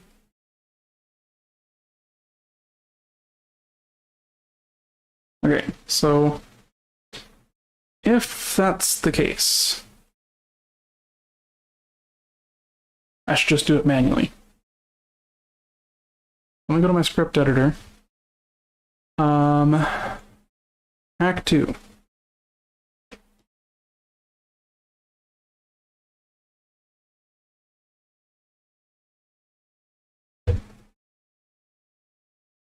Let's just rewrite this from the ground up, because clearly the plan we had is not going to work. So, we're going to run it with a certain number of threads. And that's just how it's going to be initially. So we're not going to do RAM calculations. All we're going to do is we're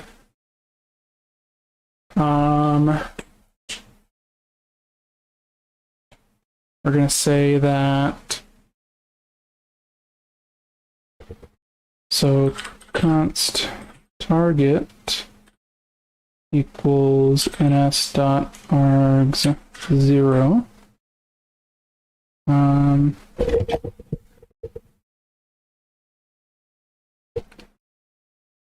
We need a target. We don't need... Do we need the number of threads that we're using? Can I get the number of threads that I'm using?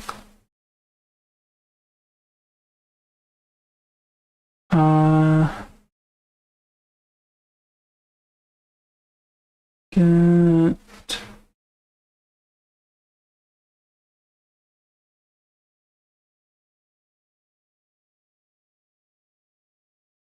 No, I cannot.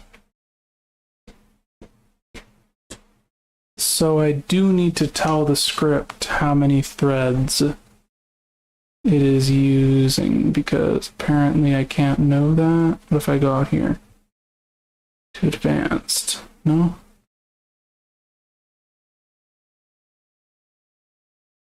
No. Okay.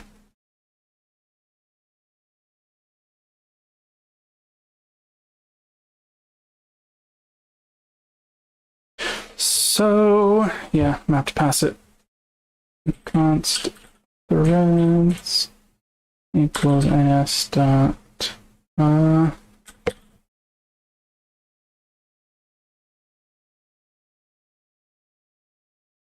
what's it called? Args 1.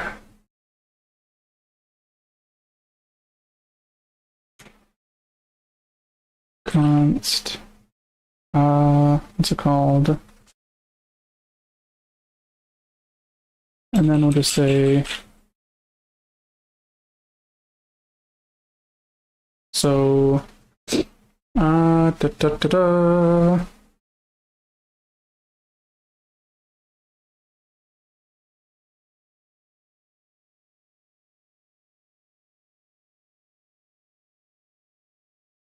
So how do I reverse 1.5? I'm not good at math. If hack takes 0.1, or saying it a different way, if hack takes 10 and weaken takes 15, how do I know that information?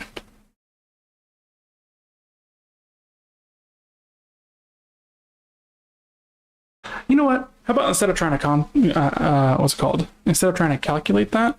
No. Because that might be a bad idea. So, if we know how many threads we are currently running for hack,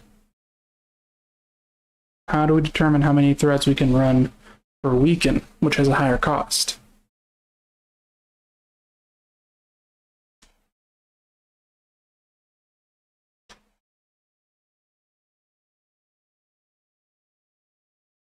We'll just go with half.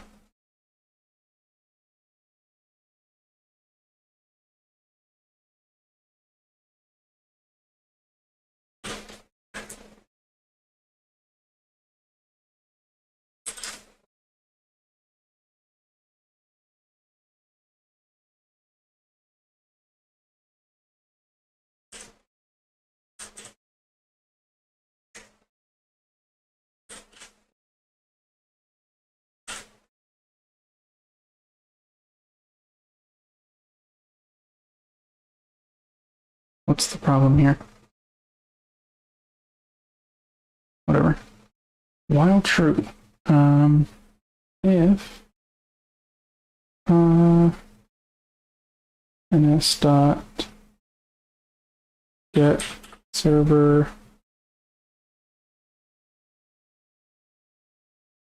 security level is greater than ns dot get server min security level plus effect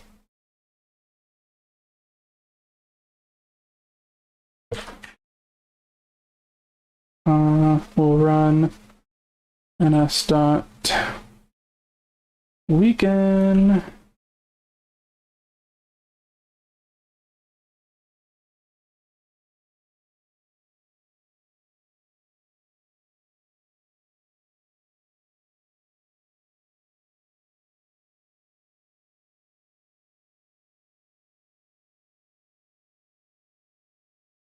target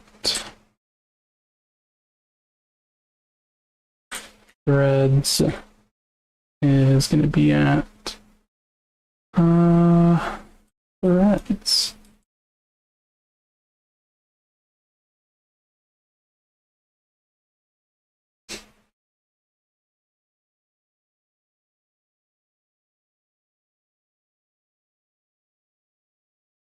I suppose we should also do that for money. Where's grow? Cost the same. So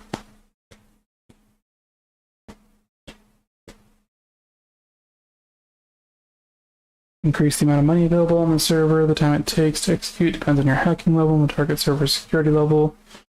Money will be increased by a certain fixed percentage, determined by the target server's growth rate, which varies between servers, and security level. Higher level servers have higher growth rates.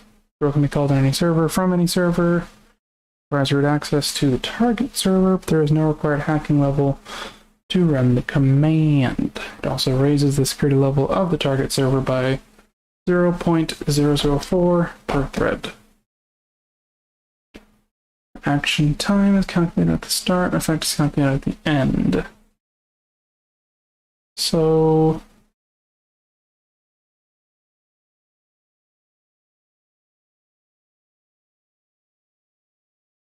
the amount of money available on a server.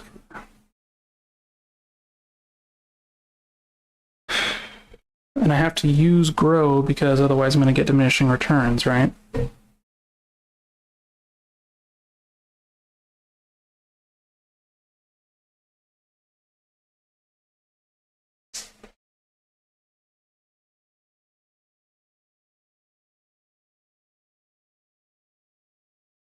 But grow is more complicated because we don't know how much it's going to increase it by.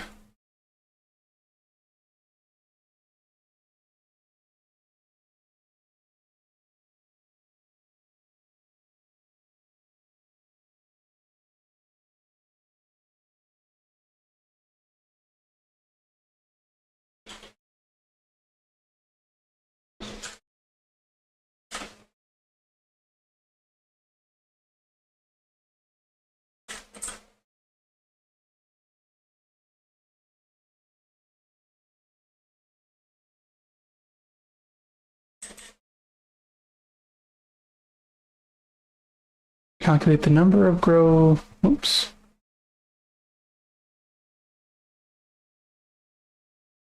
Calculate the number of grow thread needed to grow a server by a certain multiplier.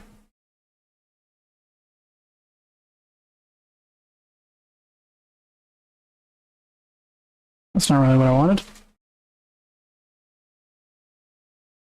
Growth analyze security? What does that do? Calculate the security increase for a number of threads. No. Alright, we're not going to worry about growing then. We're just gonna only ns.hack target.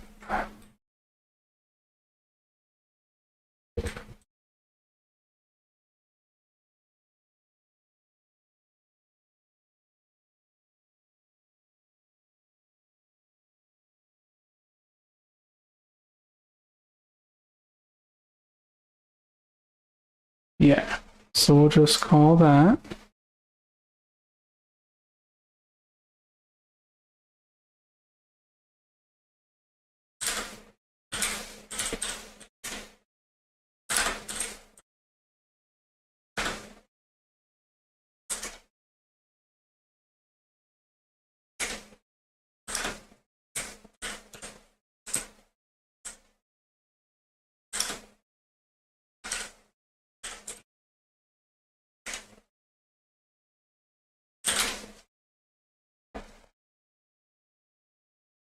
okay. So now I want to mem hack.js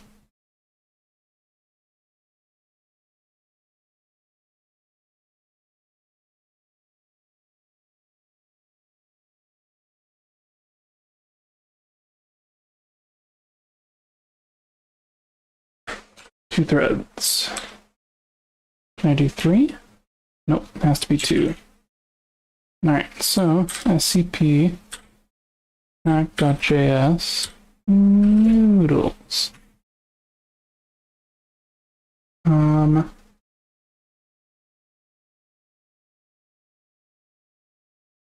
Connect noodles and then run hack.js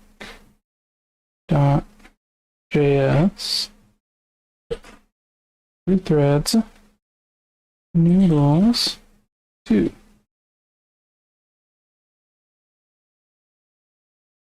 What? Mem hack.js.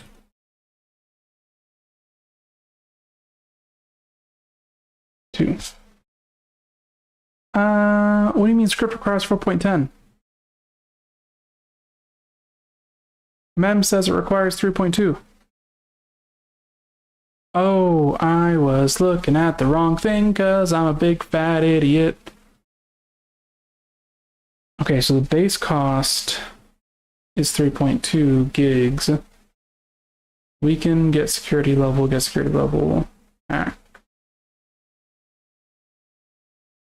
Well, I could probably lower it by getting rid of get server min security level because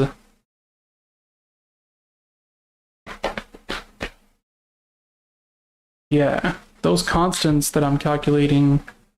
Yeah, so I should do the calculating script and then the deploying script.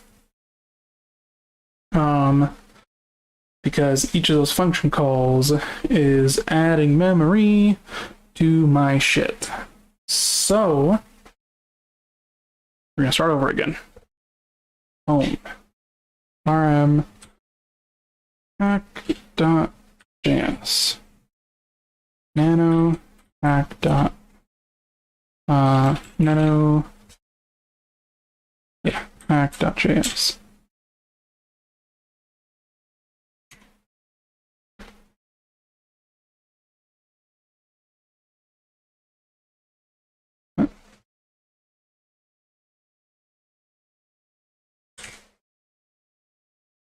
That's weird. The editor still has all my other shit.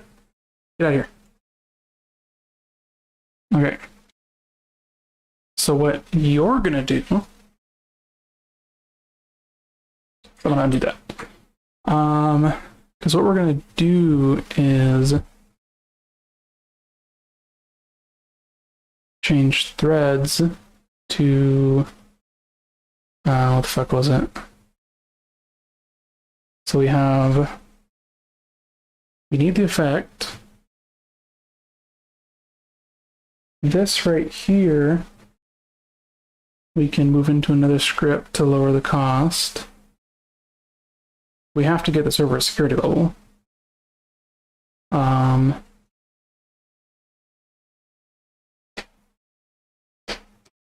You know, I feel like most of the cost comes from script complexity, so it's not worth it to make the script complex. I should just fuck it and say we have a target and we have threads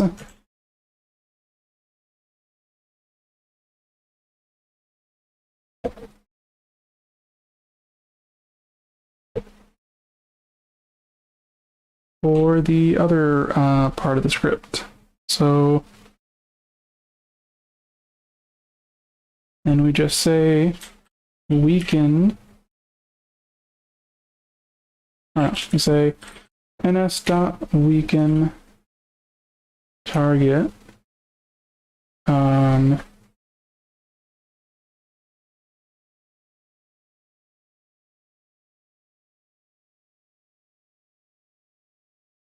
threads ns.hack target wait and wait.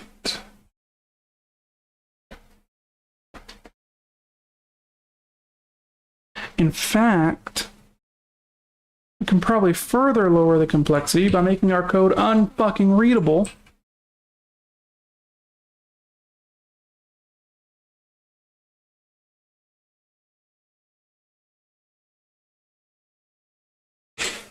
There we go. No one will ever know what our code is fucking doing or how our arguments work.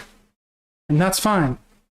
Because you know what? It's going to cost us less RAM, and that's what matters. Fucking apparently.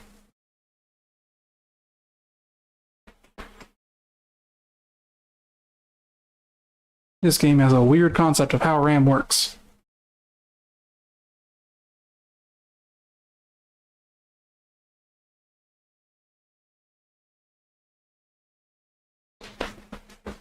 Okay.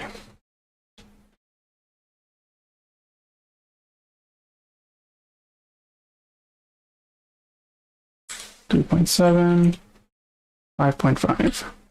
So now scp hack.js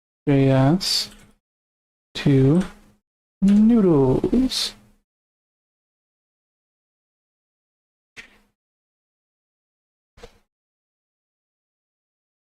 Connect noodles, run hack.js with 2 threads. Oh, forgot to include the target.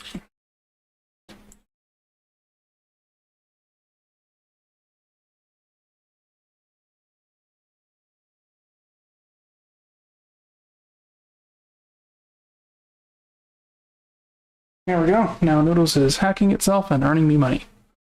Next. scp hack.js to... You know what I wonder? Since I'm doing such a simple script, is it even worth it to make it a JS as opposed to, what's it called? Their base type? Because I wonder if the base type would use less RAM. So let me nano hack.script and just say while through weaken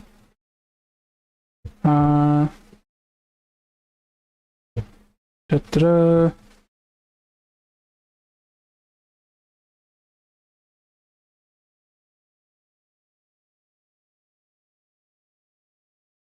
Arc0 threads. Hold on, let me take a look at their example. So yeah, and even for .script, it generally had the same arguments. So threads args 1 and then hack args 0. Oh wait, it says RAM right there. 1.85, 1.85. So there is in fact no difference.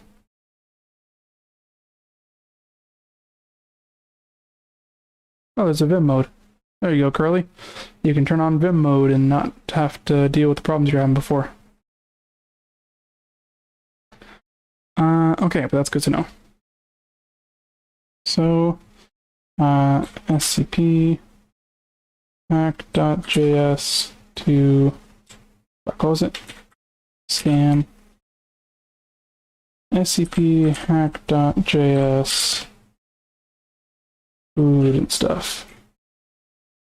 Connect food and stuff. 3 and 16 mem hack.js probably 4. No, 8. 9. No, just 8. Run hack.js 8. Food and stuff.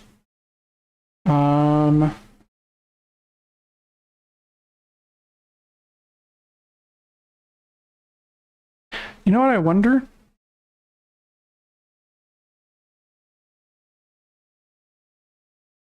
Is it taking... Because when it says, as it's analyzing how much memory it's using, let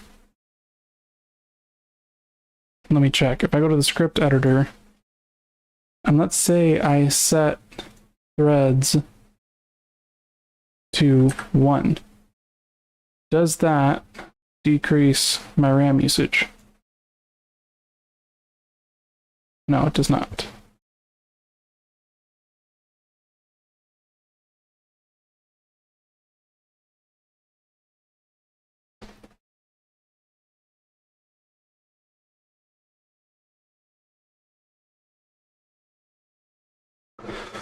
Because my issue here is it says that weaken is going to take that much RAM and hack is going to take that much RAM. But weaken isn't running with all the threads, so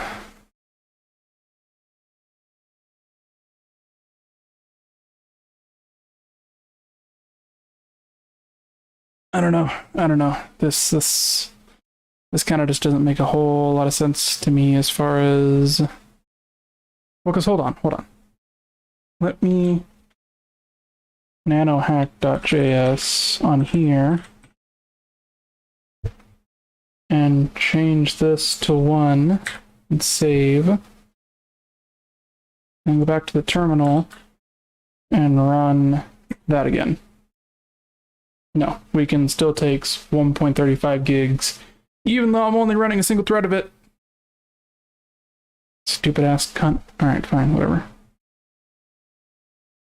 But my next question is, if that's the case, is there any point to me decreasing the threads with which I use weaken?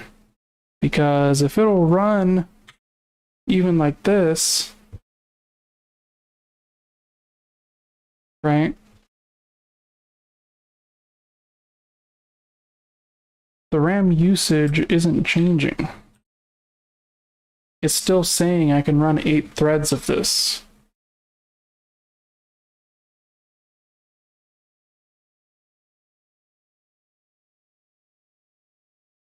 So what's the fucking point of running any less threads of a command if it doesn't actually decrease the RAM usage?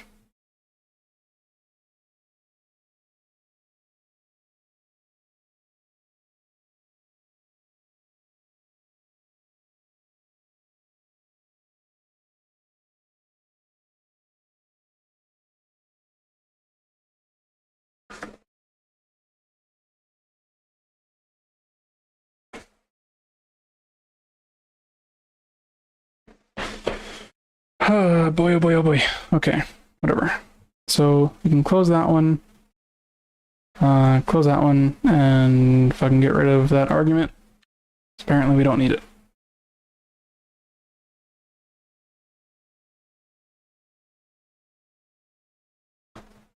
But now we can go to ActiveScripts and see that food and stuff.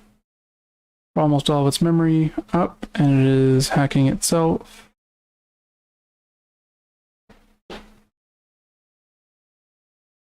Let me check the log here. 2 minutes?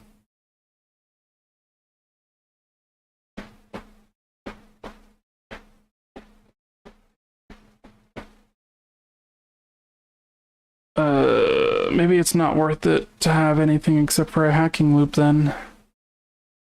It really seems like it's not. Because the RAM usage is just ridiculous.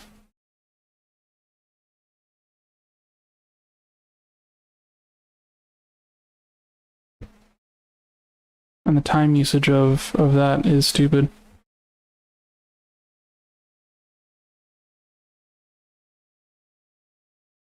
Oh wait, also I forgot to put this in a while true.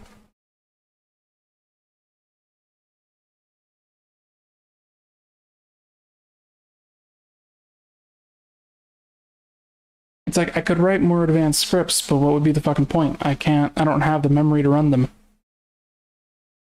I'd rather just fucking loop hack, maximize profits, and manually manage the security and money levels of all the servers and everything.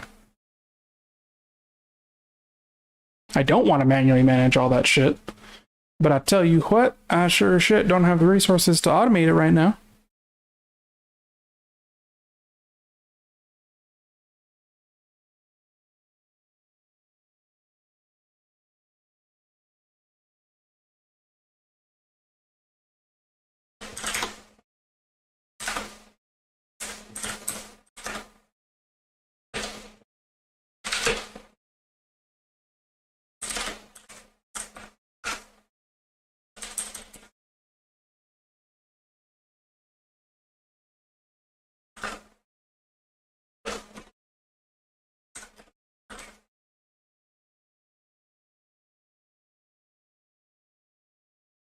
Can I get 3 in?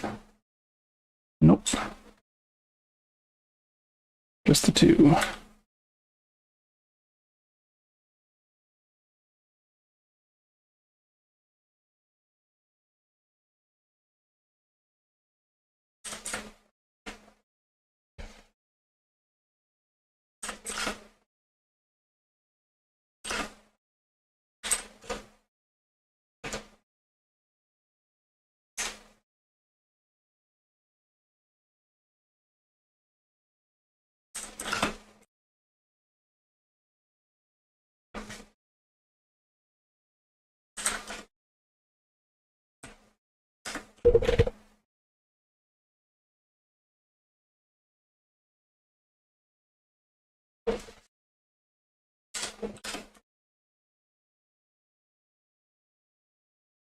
And this has how much RAM? 16. Can I squeeze in 9? I can. Or I can't squeeze in 10. No.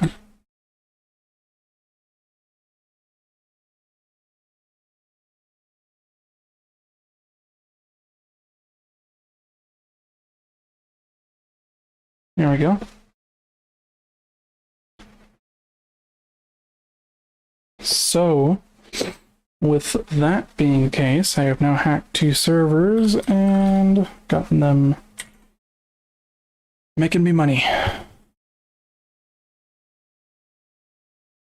still prefer JS to script files, even though I'm not using any JS features at this point, just because the IDE here seems to be based on an actual JS IDE without special exceptions for script files, so the IDE is actually more useful in JS. So yeah.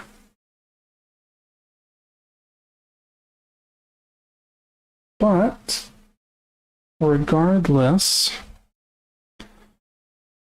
I still think that memory usage thing is fucking dumb.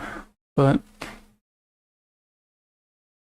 there we go. We got this generating me money.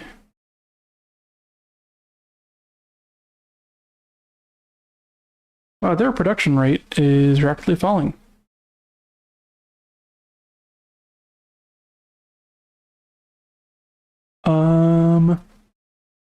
I need to keep that production rate up.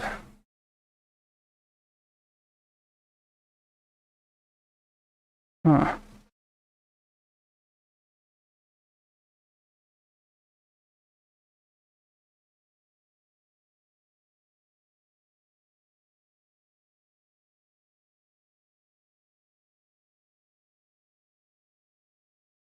Yeah, because I am quickly draining these servers of everything they're worth by running these scripts like this.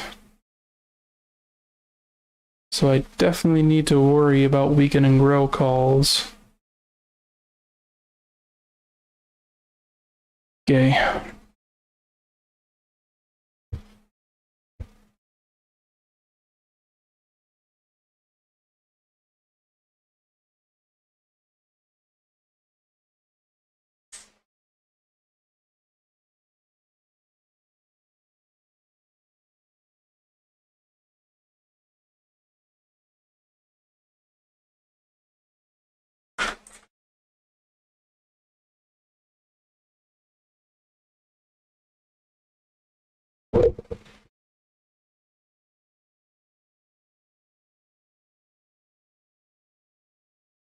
I know you can sense it, or are you searching for it? It's where you spend night after night with your computer.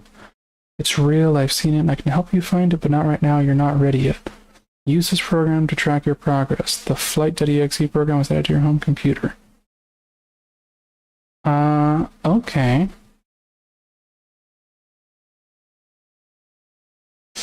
Interesting. Create program. Writing code for a program takes time, which can vary based on how complex the program is. If you're working on creating a program, you can cancel at any time. Your progress will be saved and you continue later. What?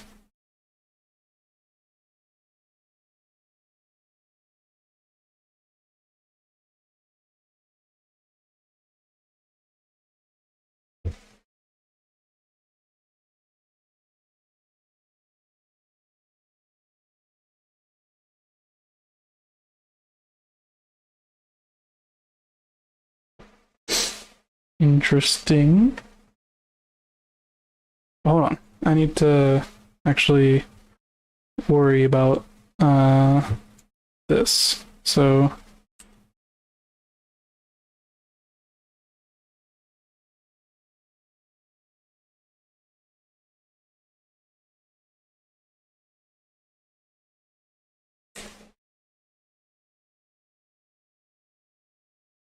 for all the additional memory usage that these give me, they are going to increase my profits by far more. So I'm going to keep them in there.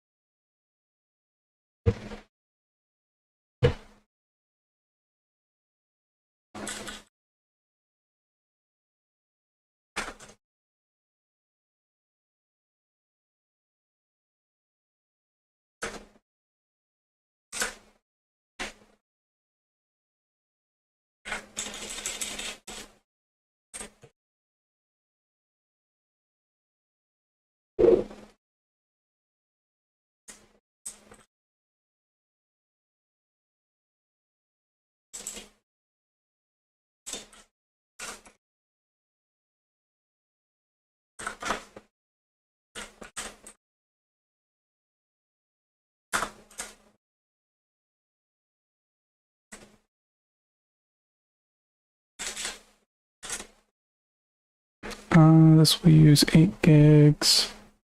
And this takes how much again? 3. The server has 4. So can I at least run it with 2? I can exactly run it with 2, apparently.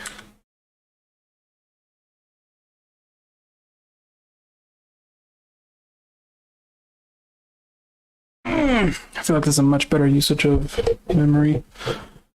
It's nice and round, too. Makes it nice and easy. Run hack.js to noodles.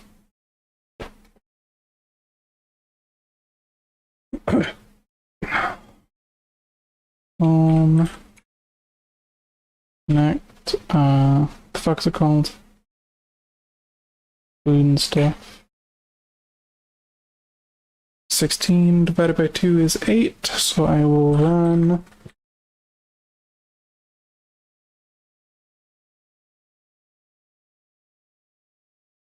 T8 food and stuff. There we go. So now if I go to ActiveScripts, I am completely consuming memory, and hopefully we're actually going to be getting an increase in production.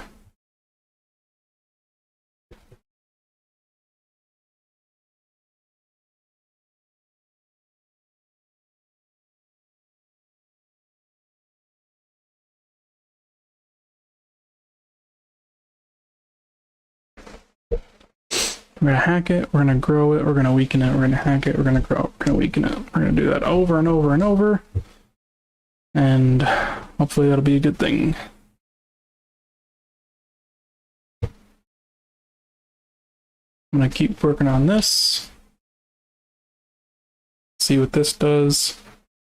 And then I will check my progress on whatever that random program was. Hey, pro tip, guys. Real quick, if anyone sends you...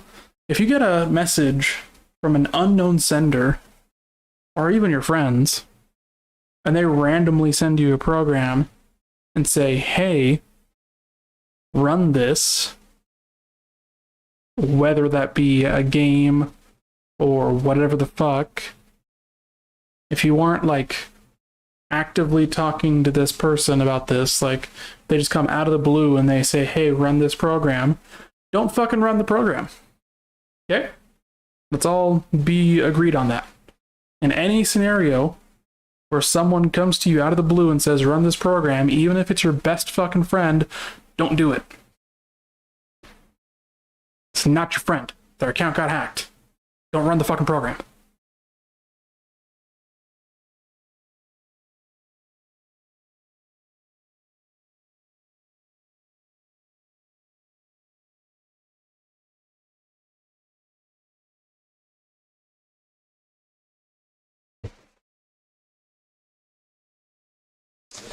Alright, well, apparently it's going to take me a while to write this program, so I guess, I don't know. I can put the stream on break while this runs and y'all can listen to some music instead of just sitting here fucking staring at me, staring at this.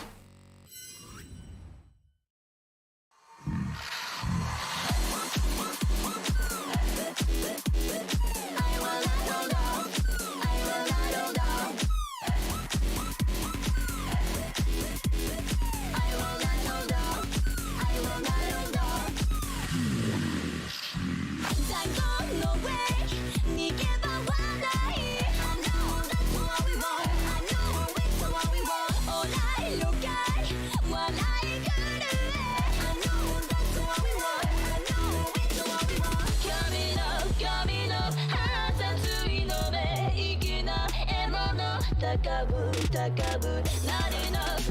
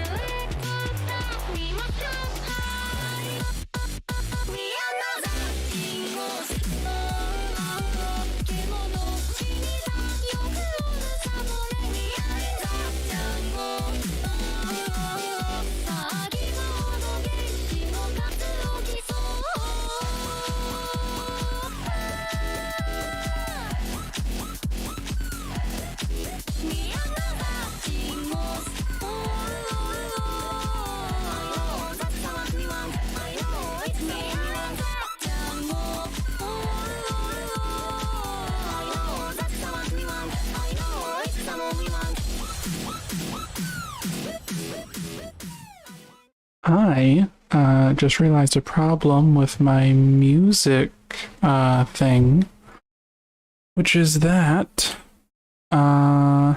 keep having the same song play multiple times because DJ Joe will often output the same song with multiple artists, usually including Vocaloids and actual singers for the vocals. Random equals true.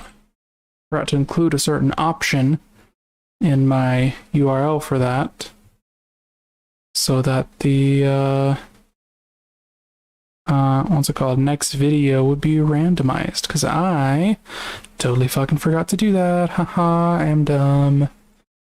Anyways, what's up, fucker? What the hell? That is an ass.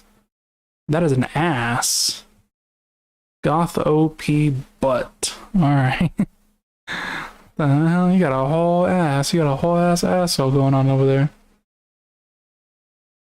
That's your ass? Is that what I'm looking at? Damn, that's crazy. James just came into my chat and dropped her whole ass in chat. The whole dumper. God damn. Oh Lord. The whole Pamusi. I'm fucking dead.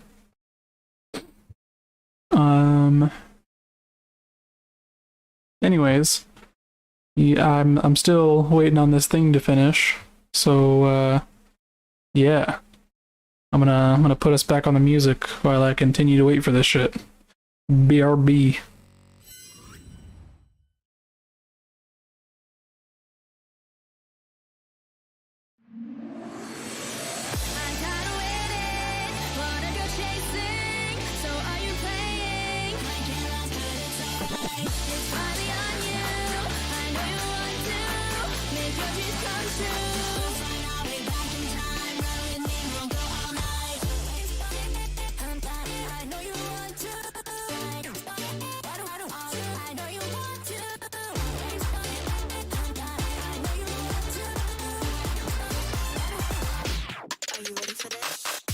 That you're out of season and go quitting for no good reason. Shut your eyes to the light and get pushed to the side by your constant people pleasing.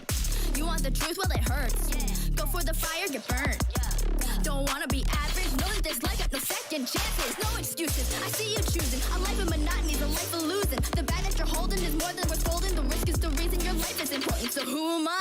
Don't wanna admit that you live a lie. Stopping your tracks, this is what you get.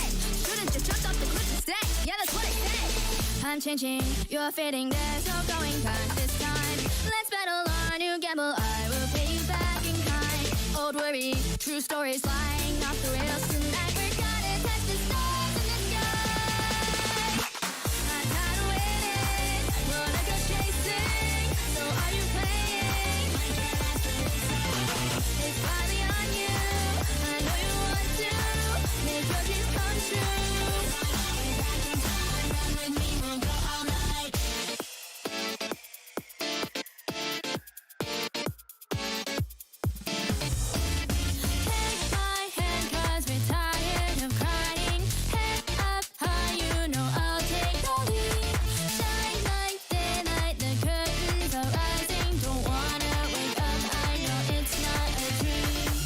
I'm changing, you're fading, there's no going back this time. Let's battle our new gamble, I will pay you back in kind. Old worries, true stories lying off the rails tonight. We're gonna touch the stars in the sky. I'm tired of waiting, wanna go chasing. So are you playing? It's finally on you, I know you want to. Make your dreams come true. I'm tired of waiting, wanna go chasing. So are you playing? It's finally on you, I know you want to. Make your dreams come true. Run with me, we'll go all night. My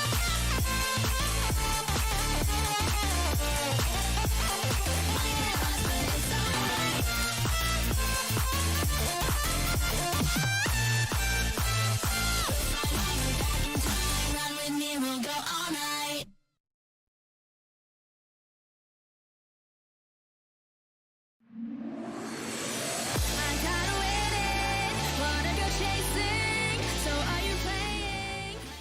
Hello, hello, hello.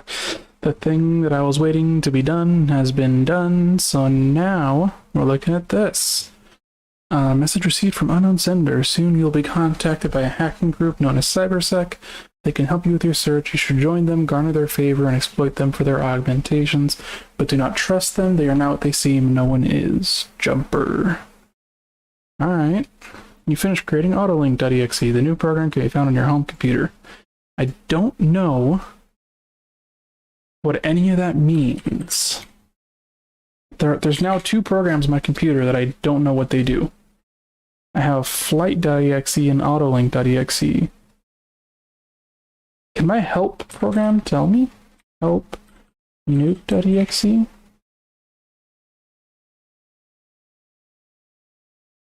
No. I just have to run them pretty much and fucking fuck around and find out, huh?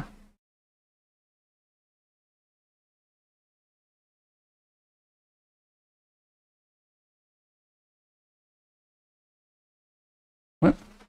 Do I have to say run? Augmentation 0 out of 30. Money 652 out of 100 billion. Hacking skill 42 out of 2,500. Holy shit. Whatever this thing is that they fucking want me to do, it is insane. Let me run Autolink.exe. Lets you automatically connect to other servers when using Scan Analyze. When using Scan Analyze, click on a server's hostname to connect to it. Oh, okay, so I can just Scan Analyze. What? Did I spell it wrong? I did.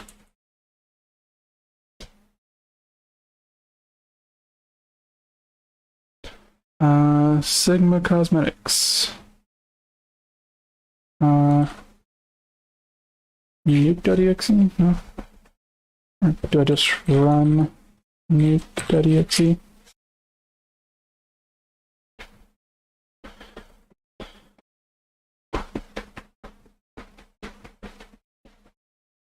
Wait, nuke.exe is on my home computer. Does that mean that I don't have to copy my scripts onto other servers? I can just use the run command to run commands that are on my home computer? So, 3.16, that means I can run hack.js with 8 threads on Sigma Cosmetics. New such script. You're a cunt. SCP. Fuck. Help SCP.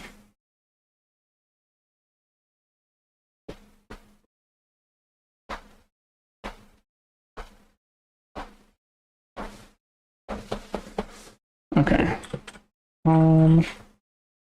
SCP. Hack.js. Sigma Cosmetics. Connect. Sigma Cosmetics. Run hack.js. 8 threads on Sigma Cosmetics.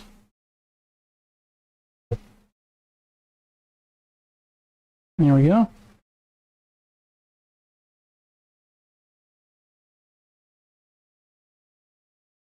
Keep my fucking spelling it because I suck.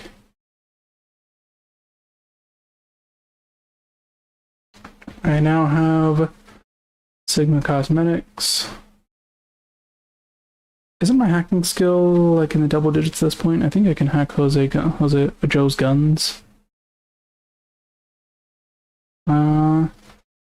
So then I should just be able to run nuke.exe.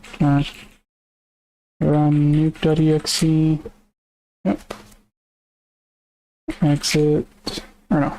Home. SCP. Hack.js.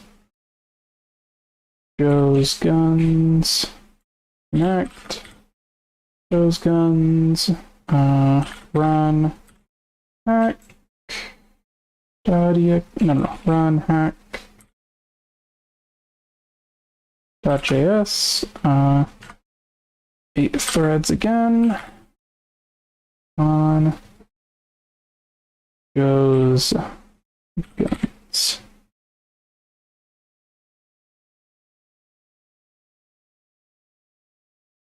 There we go. Home.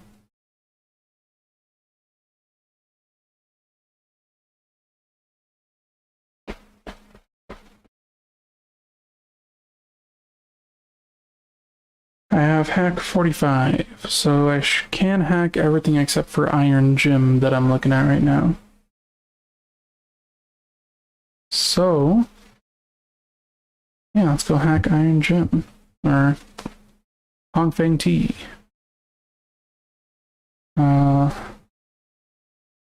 Run nuke.exe, home.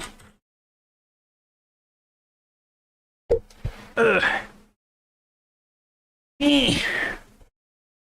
I wish I could run a script that would just hack these places for me.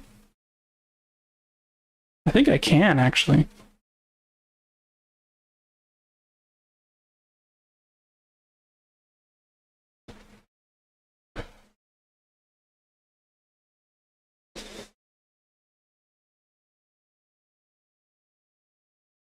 But for now, let's get ready to rumble.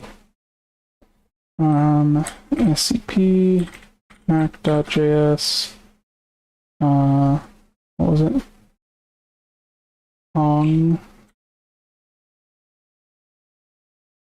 net, Hongfeng T. Which memory do you have again? 16 again. Run hack.js, 8 threads, Hong Fang T.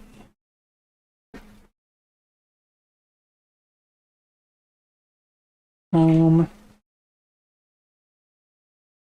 and so nano deployed now nuke.js.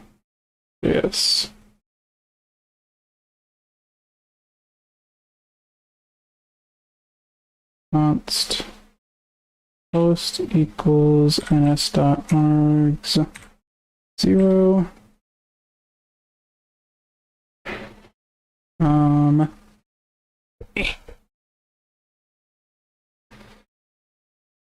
We would run exec rather ns dot. What does ns.run do? Start another script on the current server. No. Exec. Start another script on any server. There we go. Exec nuke.exe host await await ns.scp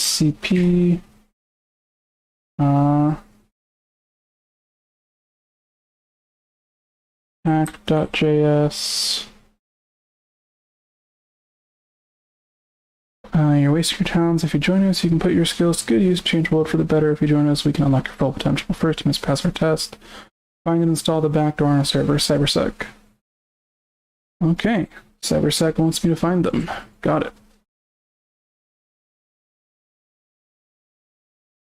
Host.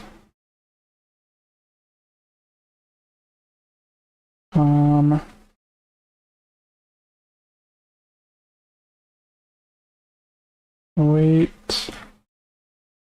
Or not await this time. Just ns dot. Wait, is exec? Exec is not async. I do not need await.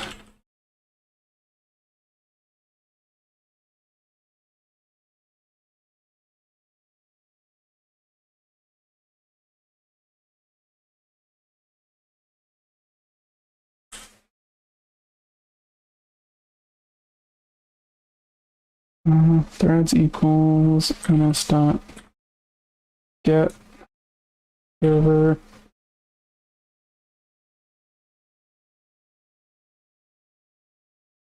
max RAM host divided by 2.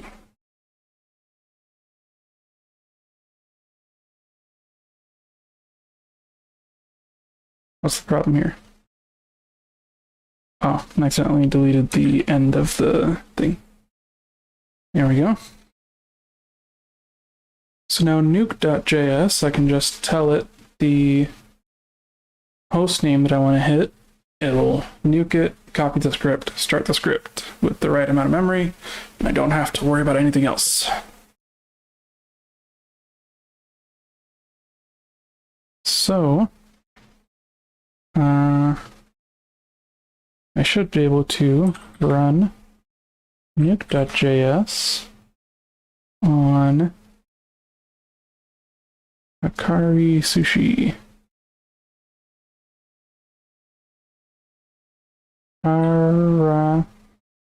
Karakiri dash sushi.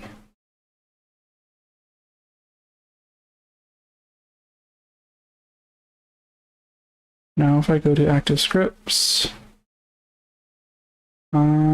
recent nuke.js, what happened? Could not find nuke.exe on Harakiri Sushi.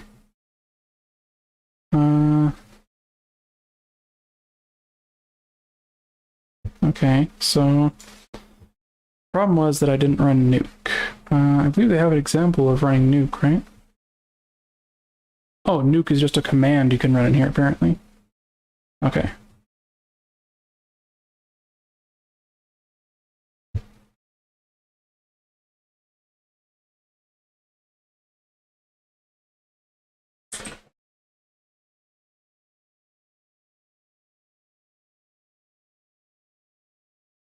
Is this async? No, this is void.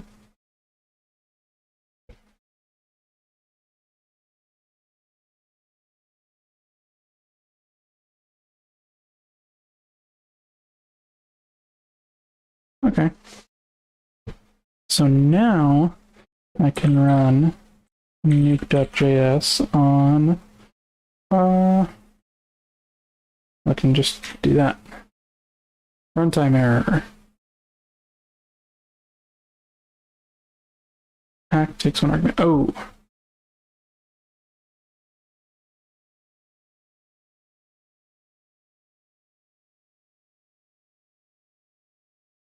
Post. Save.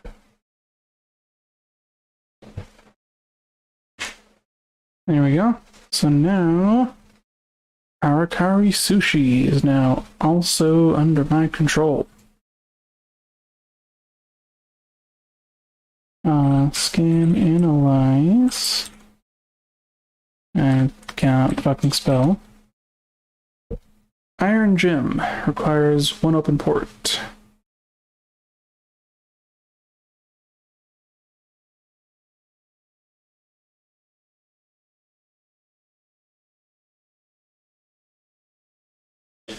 Depth argument must be positive numeric. It fucking is. Doesn't need to be right next to it.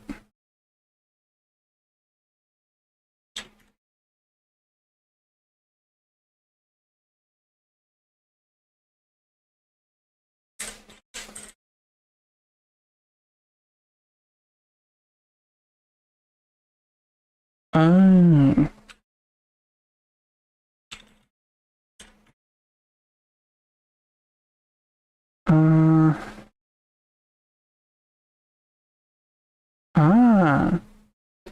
So I can see what other servers I can access from the servers that I have access to. Okay.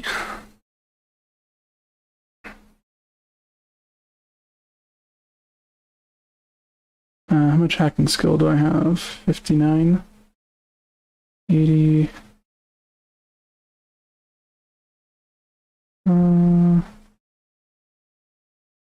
51. I can hack CSEC. NectarNet, but I can't get to NectarNet. But well, I can't hack Iron Gym, so I might as well hack Seasick. So let's take SCP nuke.js to long bang t net long bang t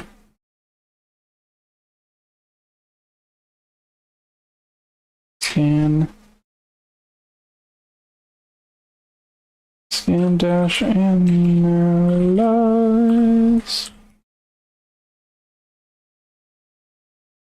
Number of ports required to nuke 1. How do I open ports?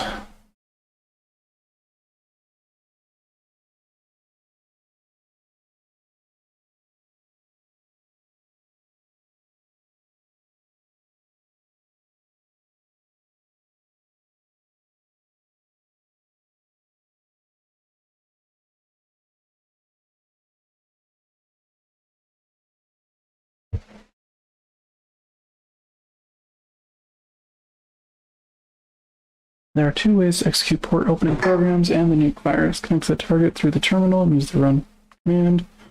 Or 2, use a netscript function, nuke, root SSH, FTP crack, relay SMTP, HTTP winner, MSQ inject. Ports need to be opened. Connect to the server through the terminal, use analyze. Get server on ports required. Do you have enough ports opened? And the nuke, you access it. How do I get those programs, because I don't currently have them.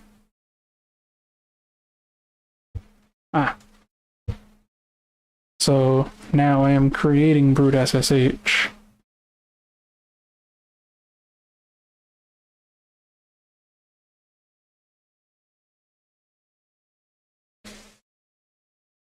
And then I will be able to use this program to open ports. So I'll probably add that to my what's it called? Home.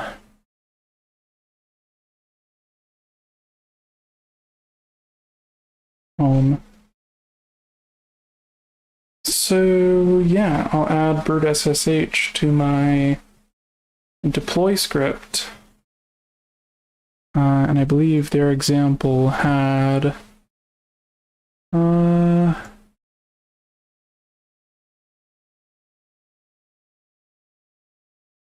NS2. Their NS2 example included a check for, yeah.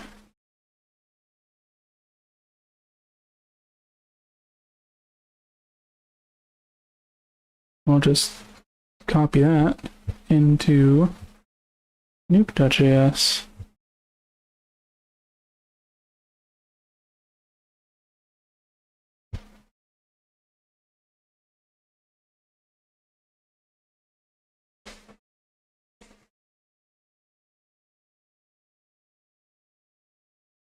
And then I can just copy and paste that over for every program that I create.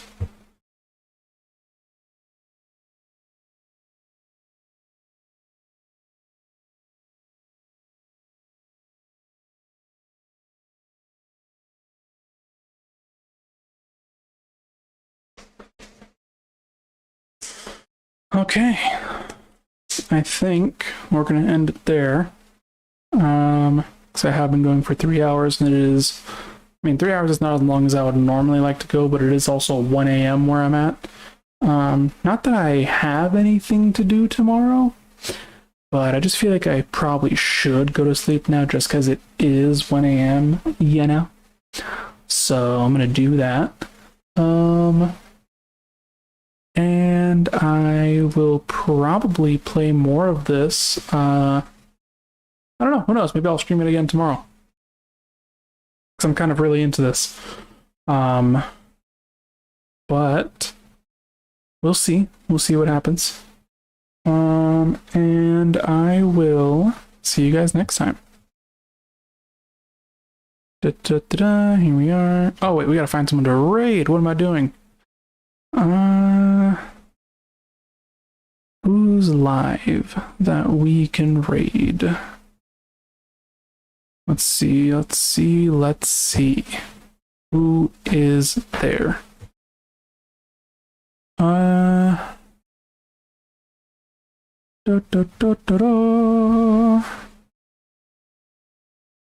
Miss Rima Rabbit is playing Sea of Thieves. I think this is Scrum's friend. I don't really know her, but everyone else on my friends list has my followed channels on Twitch has a hell of a lot more views. So we're gonna give her the views. And that's what we're gonna do. I hate that the Twitch raid channel thing shows you the channels with the most views instead of the channels with the least. I would prefer to show the ones with the least, because now I have to manually type it in every time. Rima Rabbit. We're gonna go ahead and raid them. So, show them some love, and I hope to see you guys next time. Peace.